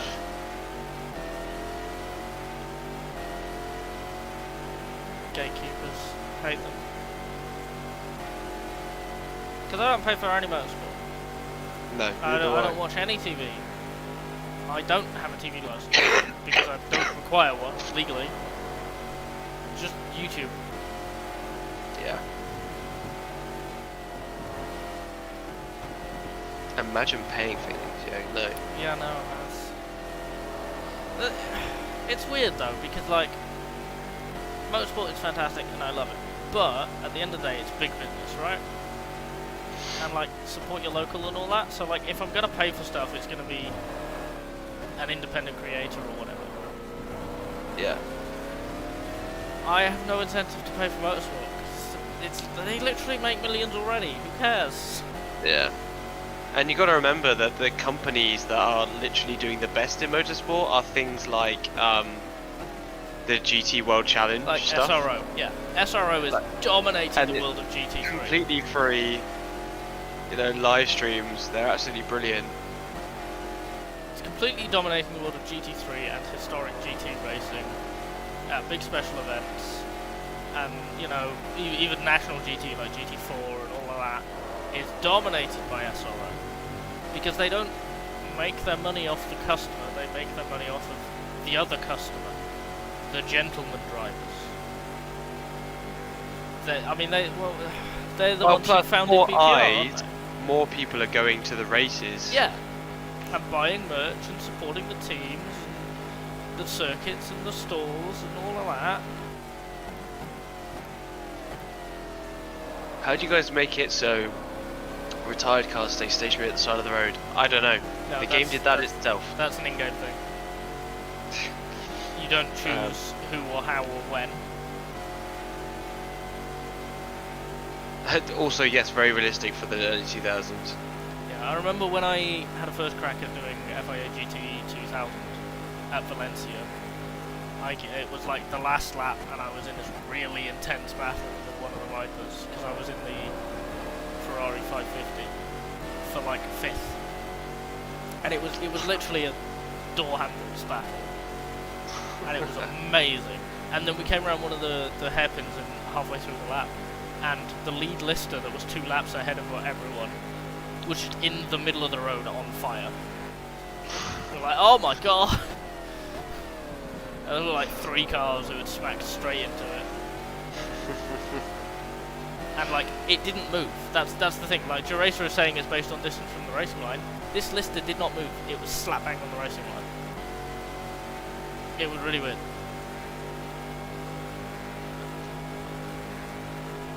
I've never quite trusted that.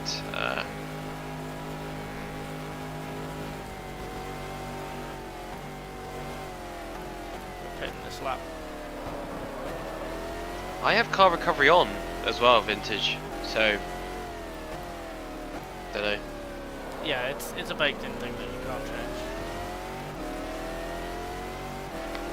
Yeah, I know it just happened and like time limits and whatever, but you'd think if it was stopped and retired, it would be recovered quickly. But it stayed there on the cooldown lap as well when it was no longer on fire and no longer smoking. It was just a dead car. So, yeah. I don't know how it works, hard-coded, and unless someone cracks the software, we'll never properly know. What lap are you on? 389? Yep.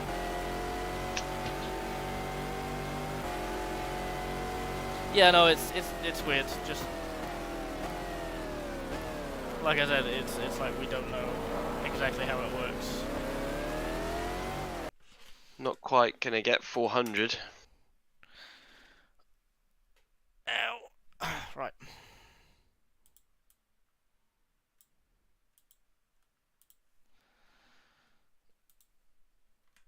We're not going to quite get 400 now. I think we can get another 7 laps out of the car. Yeah. To be 396.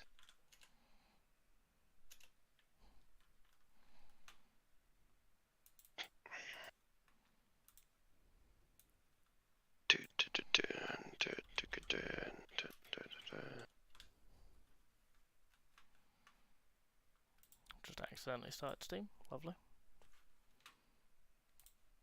That can go away. That can go away. That can go away.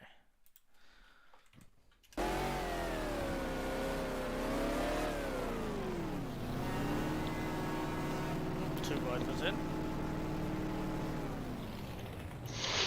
2 Vipers out. In, out, shake it all about. Snake it all about. Snaky shaky. Hello, Darren. We're 5th. We're 500 seconds ahead and behind. So we're just kind of solid 5th. McNish's leading by 300 seconds in the Audi from Alboreto in the Audi, who has 60 seconds to our teammate Brabham in the other Panoz. 200 seconds then to Philippe Gash in a Courage. And then us, 500 seconds. Andy Wallace in the factory Cadillac, 500 seconds, who was battling with Jan Lammers in the Dutch/Conrad Lola. Yeah. But yeah, it's just trucking away. 20 minutes left.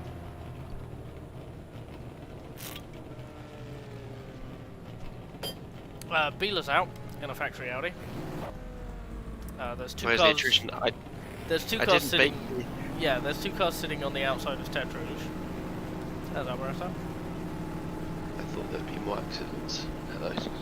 Yeah, because we don't have like reliability set, because in some tests Crabby was finding high accident rate, sometimes it's not. It's like, it just depends what we get what we get. Oh, hello. It's a rock car.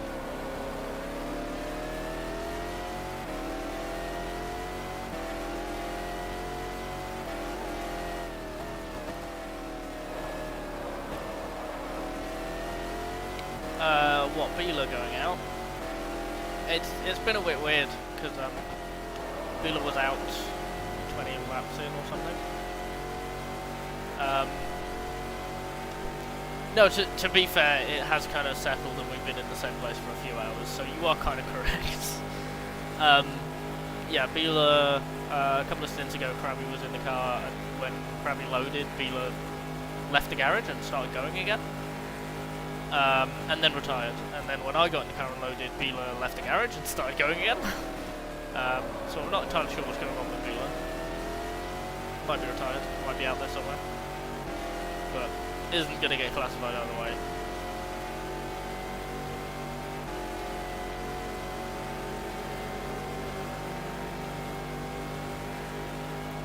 Yeah, it's 24-hour racing. It's especially realistic, not BOP 24-hour racing. It was impressive that we held on to the lead lap for as long as we did, like 6-8 hours or something. Especially given just how impressive the Audi is. Because we've said a couple of times that, you know, this car's really gripped up, it's really nice to drive, it's consistent, it's fast, especially compared to these GT Porsches. And then the Audi just drives past you, and you're utterly helpless. And it's laps and laps ahead.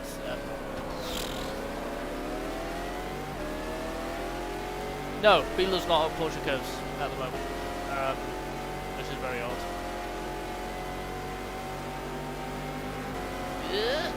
Thank you, Boris.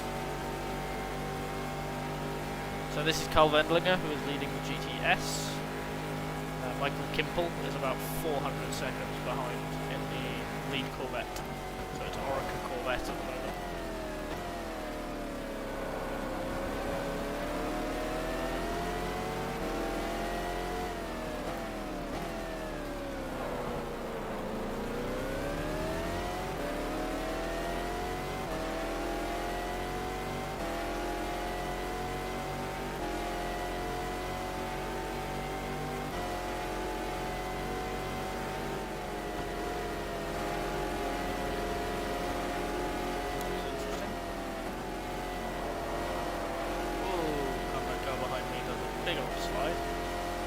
So if you want to look here, Beeler's not on the inside. That bit of track's that bit of grass is clear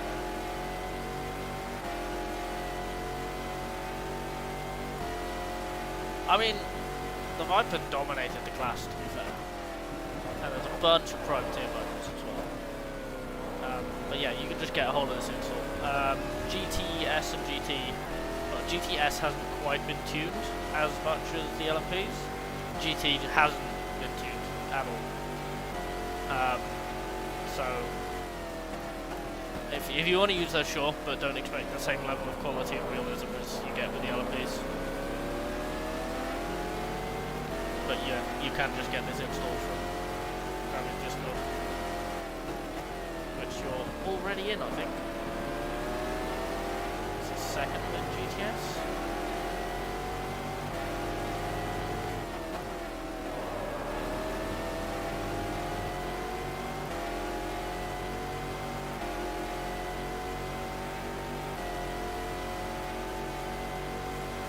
How many hours work in tuning? Crabby,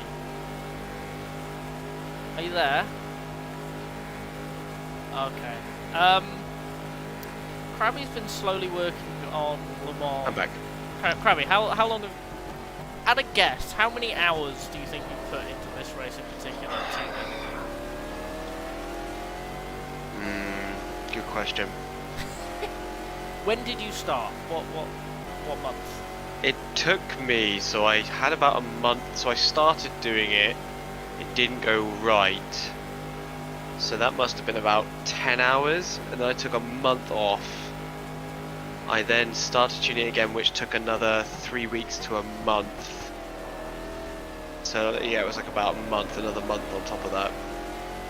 And that was doing it on average every other day for about 3 to 5 hours. Over the course of a month. So we'll say 4 hours average, every other day, so 50. Yeah, so So that's 60 hours, plus the 10 Yeah. at the start. it's like 70 hours, yeah. Probably more than that, to be fair. Because there's some nights where, like, I was so into testing stuff that it was like 7 hours of tuning, and, So it's Instead- somewhere between 70 and 100 hours. Yeah. You just don't know where. it's just a long, long time, yeah. And then I, not only tuning cars, but also I had a problem with saves not working, track not working. I thought the track wasn't working properly. You were like a martial animation thing and something to do with the MG. It wasn't any of those. Which is the sad thing. It literally just was the crew chief save file. Yeah, yeah. Which is why when I would do a lap and I would save it, it would work. But when I didn't, so if I would do any longer than that, like 5 laps, it would save the crew chief file and it wouldn't work. So, So pain in the Darren ass. congratulates you on the work. It's Thank you. impressive. Yeah, there's a lot that's gone into this. Yeah, I'm gonna take a break and then continue with the rest of the season, starting with Hungaroring in the FI GT. But it should be a lot simpler from here on out. This was the big one, really. Yeah, I think with the rest LMS stuff, I'm only gonna adjust the LMPs again. I'm not gonna adjust the rest. The files that we transfer is literally 2 .sve files. How big are they, Crabby? 4 megabytes in total. Yeah, so it's a very small send. You can literally send it directly on Discord even if you don't have Nitro. So it's been really easy to transfer them. Yeah. And of course you need the game. Well, so if you did want it, it's on Discord, as you probably have seen already. I might need to upload the new GBD file just to make the AI in the wet a bit easier. Yeah, because we did a last minute tune last night. Yeah, this morning, yeah. But yesterday morning. Yesterday morning, the night before. It does not feel like Sunday. I've got work tomorrow. I can't wait to work with you. It's gonna be so nice. I'm supposed to have a job interview this week. Might have to send him an email tomorrow saying, like, is there an opportunity that I can move today? Or do it online. Yeah, maybe. Because I'm not very personable in these interviews when I'm ill. I'm just like, fuck off. Yeah, that's fair.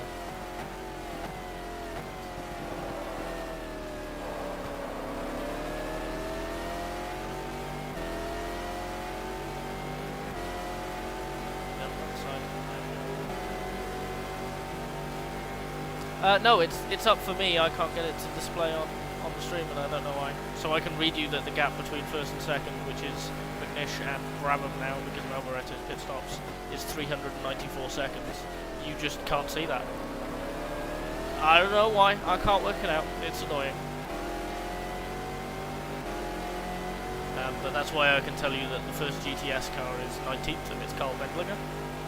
And the last, the LMP ahead of that is the Multimatic car. About 1,500 seconds ahead of that, in 18th. The Multimatic car is like 12 laps behind the car in front of yeah, it. the Multimatic car is like 3,000 seconds behind Stefan Dowdy, which is the next LMP. Aussie, oi, oi, oi. Is that what that was originally? Oh, that's so weird.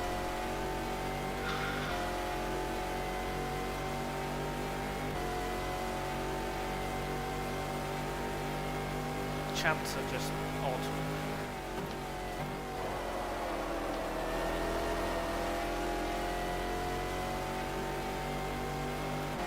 Nice hind impression. Yeah, that kind of happens whenever like any racing nerd talks about racing. You're either impersonating Heindorf or Haven. Thank you, David.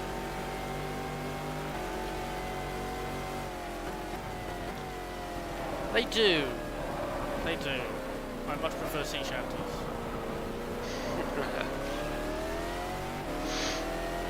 Give me a good shanty. I don't know.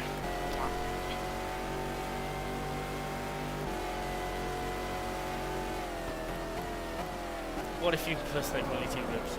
I feel like that won't come off well for cultural context. So what are R&M gonna do now that they're no longer IMSA people? Well, they're going to do WEC and Le Mans and Creventic, which they do already, and VLN and the Nürburgring 24. Fair. Voices, yeah, no, that's the thing. Whenever you look at anything timing in an endurance race, it's always just Heindorf's voice in your brain.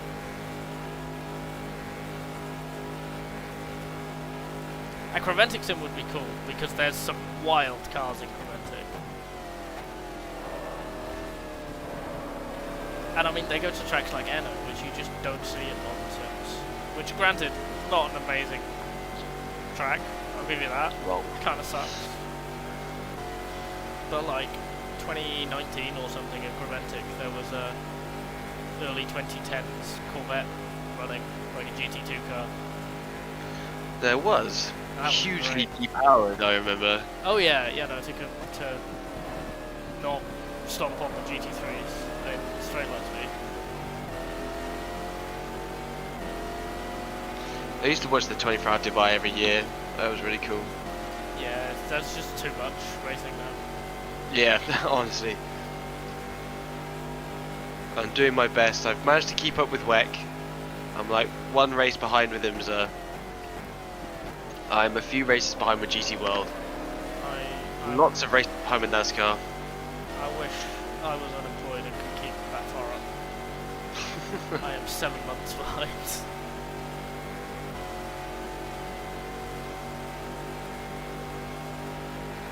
Yeah, that's why I chose to cut Dubai from what I watch, is because usually the finishing gaps are like a lap.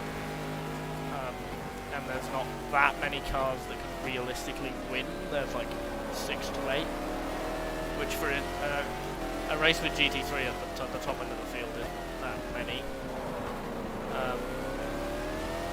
Because it's such a pro-am formula, which, like, fair enough, it works for the series, it's wonderful, I love it, I just don't have the time for that as well. I like the chaos of it. Oh yeah, no, it's very chaotic. Oh yeah, I don't watch live motorsport, to be fair, because it's always on the weekends when I'm busy. Yeah. Like, Petit Le Mans was on yesterday. I would have loved to watch it, but I was doing this, so I just don't see the point. The problem with live motorsport is it happens when the pretend motorsport is happening. That's my issue. I would like to watch supercars. I did manage to find a place to watch it, but I also understand there's a massive problem with supercars at the moment. Yeah, so their defending champion hates it. Van Gisbergen. Yeah, SVG says you're not actually like pushing. Yeah, You're just driving gonna to have to conserve the tyres the entire time, and he hates it. It's not what I think about V8 supercars, like conservation, you know. Yeah, no, that's not what it should be. It should be Aussie NASCAR, like door handles and all that. Like they're big, aggressive, expressive cars. They're some of the most expressive cars to watch in the world, and they're not being pushed to their limits. It kind of sucks. Yeah. They also have They also have the big parity problem. Yeah. Which hey, I've supported Holden as long as I can remember, so I don't care that much, but I do. It does take away from it. Because I remember watching like the supercars back in like 2012. Yeah. And they were really fun cars to watch because they were just pushing every single lap. Exactly. That's what it should be, and it's not that anymore. Last Deborah sighting. And that's a real shame. But like, because racing the Gen 2 cars on iRacing, even the most recent set, it's a lot of fun to be racing those. But yeah, like when the Falcon got replaced with the Mustang, it was really sad because you've got this unique Aussie icon that you can't see race anywhere else in the world, and it's disappeared with the same thing that at the time you were seeing in GT4 in Britain, you were seeing it in Trans Am and NASCAR and GT4 over in America. You're gonna see it in GT3. Like, it's everywhere. I don't want to see another Mustang. Give me something unique. And then Holden died, and Jesus, I don't want another Camaro. It's just, it's lost its character, and the racing isn't good anymore. I agree. Yes. It's such a shame. Because the tracks are fantastic. Sandown, Bathurst, Phillips Island. What's the Kiwi one that's like straight lines and 2 hairpins on a chicane? No idea. Oh, I can't remember what it's called now.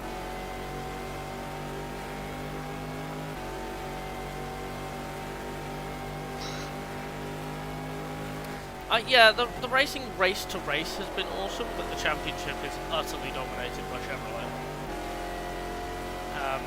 Which is a shame. There's no year-long GM versus Ford kind of bare-knuckle fight, which you loved. You used to love that, but I mean, yeah, it's just kind of weird. And the only time, the most recent time when Ford were good was when Penske were cheating, and they got away with it. And you're like, what? How's that allowed?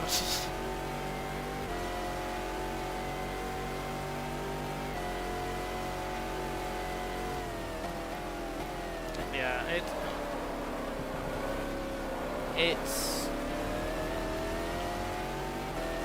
it's really odd.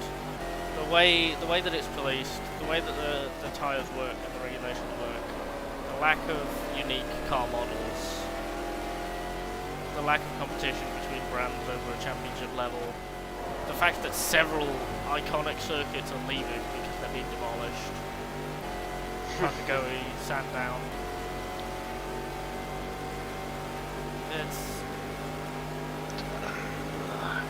It's losing its identity, which is a shame. This is your second to last lap. It is.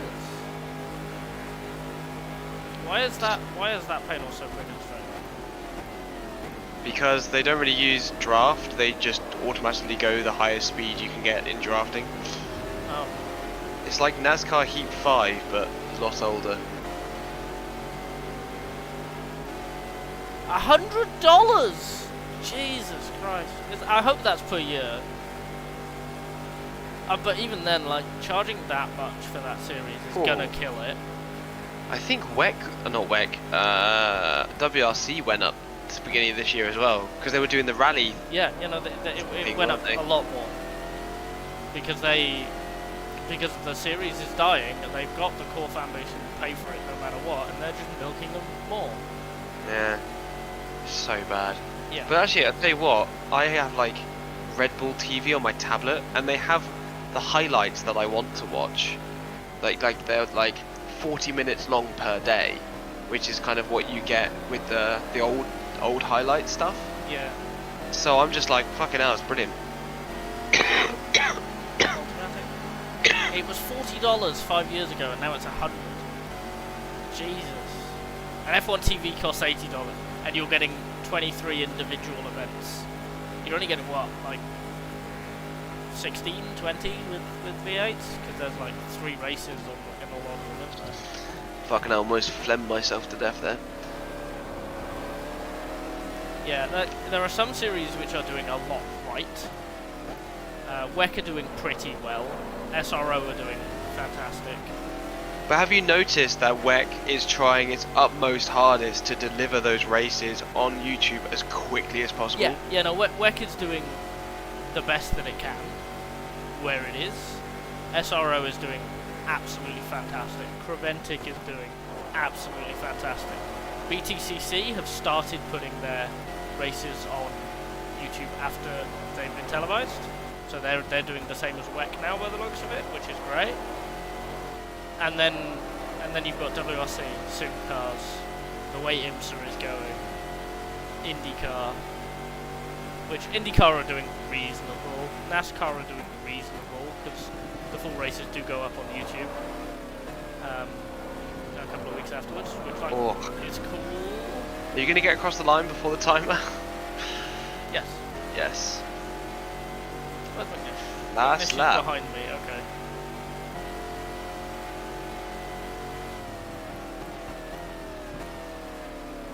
Last lap. 396. Fantastic. It'll be 397 when we cross the line. Well, 397. I think this is lap 396. Yeah, when we cross again though, doesn't it count that one? I don't know. I think we've done 395 point something laps. So at the end of this lap will be 396 whole laps. We are on lap 396, not we have completed 396 laps. I don't know. We'll see at the results.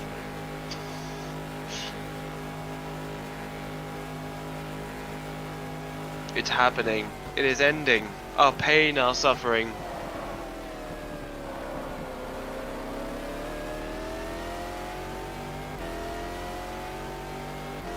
Also, Eva walked in here and she was like, "You look like shit, by the way." Aw, thank you. I was like, great.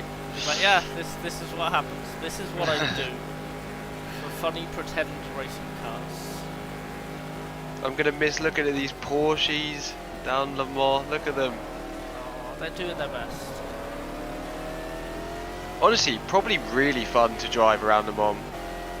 Because, you know, I quite like driving them because they're quite, like, tail happy. You can, you know, you can really, I don't know, they're just really fun to drive.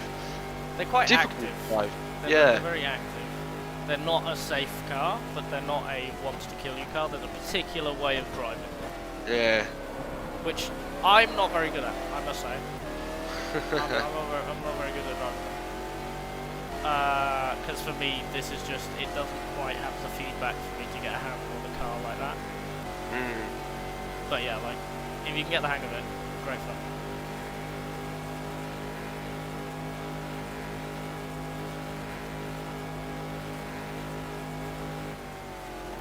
Timer has hit 24 hours.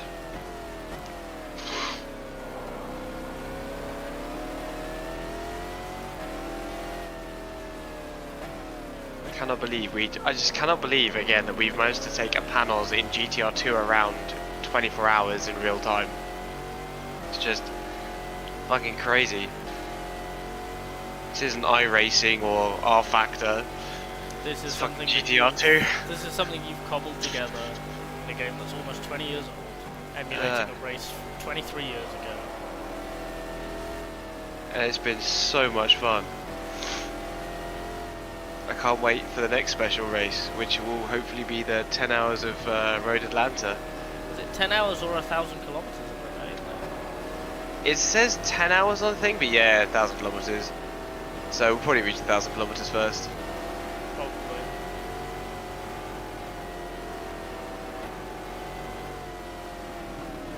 Everyone's lining up for that photo finish. It's Michael there in second place. Second place for the tour. Yes. Yeah.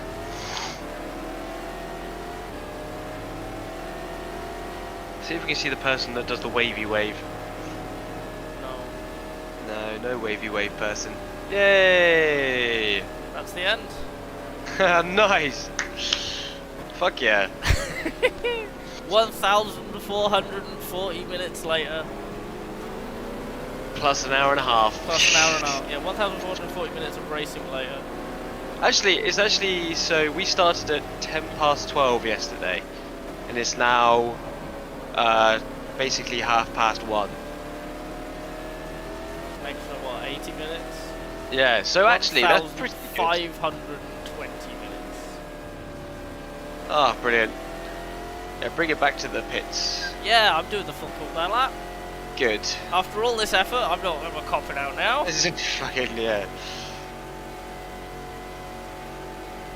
Oh, Where's our teammate? third. 50 seconds behind Alboreto in the second place Audi. McNish won by 400 seconds.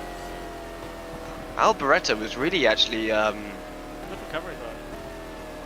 But quite far off the pace of McNish. Well, that's the thing, I think Alboreto was definitely stuck with that Panoz fighting it for a few stints. Was it, 1,000 miles or 10 That's the one, yeah, sorry, 1,000 miles. 1,000 kilometers would be Like 6,000, wouldn't it? Yeah. Yeah, it would be 6 hours. Quicker in prototype. Also, GG. Thank you everyone for coming. Thank you. You're all weird nerds in your own way. Go do some racing yourself. What the fuck? Again, so we're gonna grab the results from this. Fish is gonna get them to me through Discord, and I'll do a little thing being about where everyone finished in terms of those player characters, and just say a quick thank you to everyone, and then that's Le Mans done. Onto Hungaroring. Give Conrad a little tap back. Ah, motherfuckers, yeah. Oh.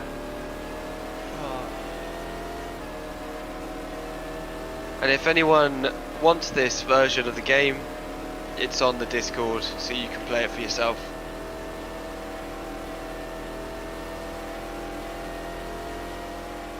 I may well lightly tweak this so that I've got at least one working move of Le Mans, and tweak the GT and GTS fields a little bit more, and change the names back to real names. And So in the files, permission, maybe post that. yeah, sure. In the files, what I did was I commented out the real life names, so Yeah, they're that's still cool. all in the files.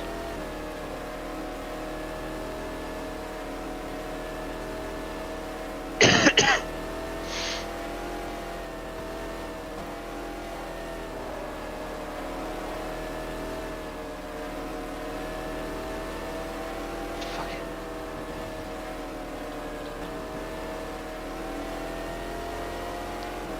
What's going on here? What's happening with my internet?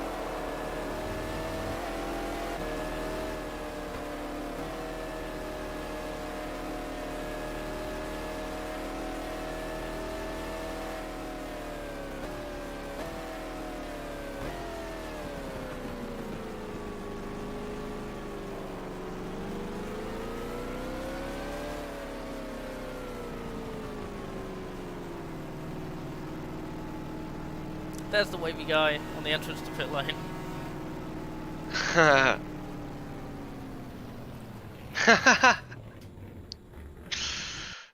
Wavy boy.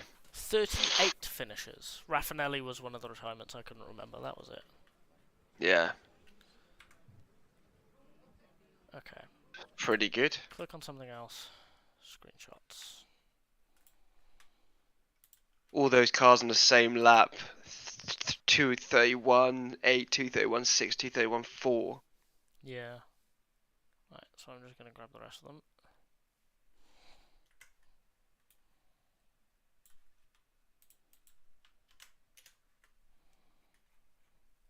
Yeah, the Didier was like halfway in the GTSs, really.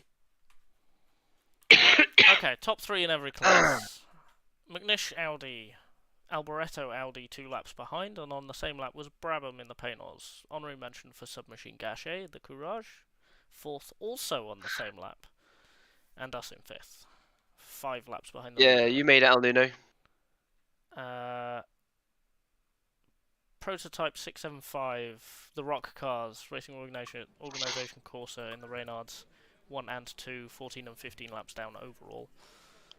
Kellen is ahead of Policand. 3rd in that class was the remaining WR car, Stefan Dowdy, and then Multimatic. And that's the only finishes in that class. GTS, Orica Corvette, Orica, 46, 48, 49, 49 laps. Wendlinger, Klimpel, Fellows, and Huisman. And then the Deborah car, 2 laps behind the top 4 in GTS. And 23rd overall. Wonderful race, Geracer. Well done. GT. David Osborne, Skier Racing International, 341 laps, 29th. For a car that was like last in qualifying. That's done really well. That is a lap ahead of the Excelsior car, Alex Williamson, 2nd.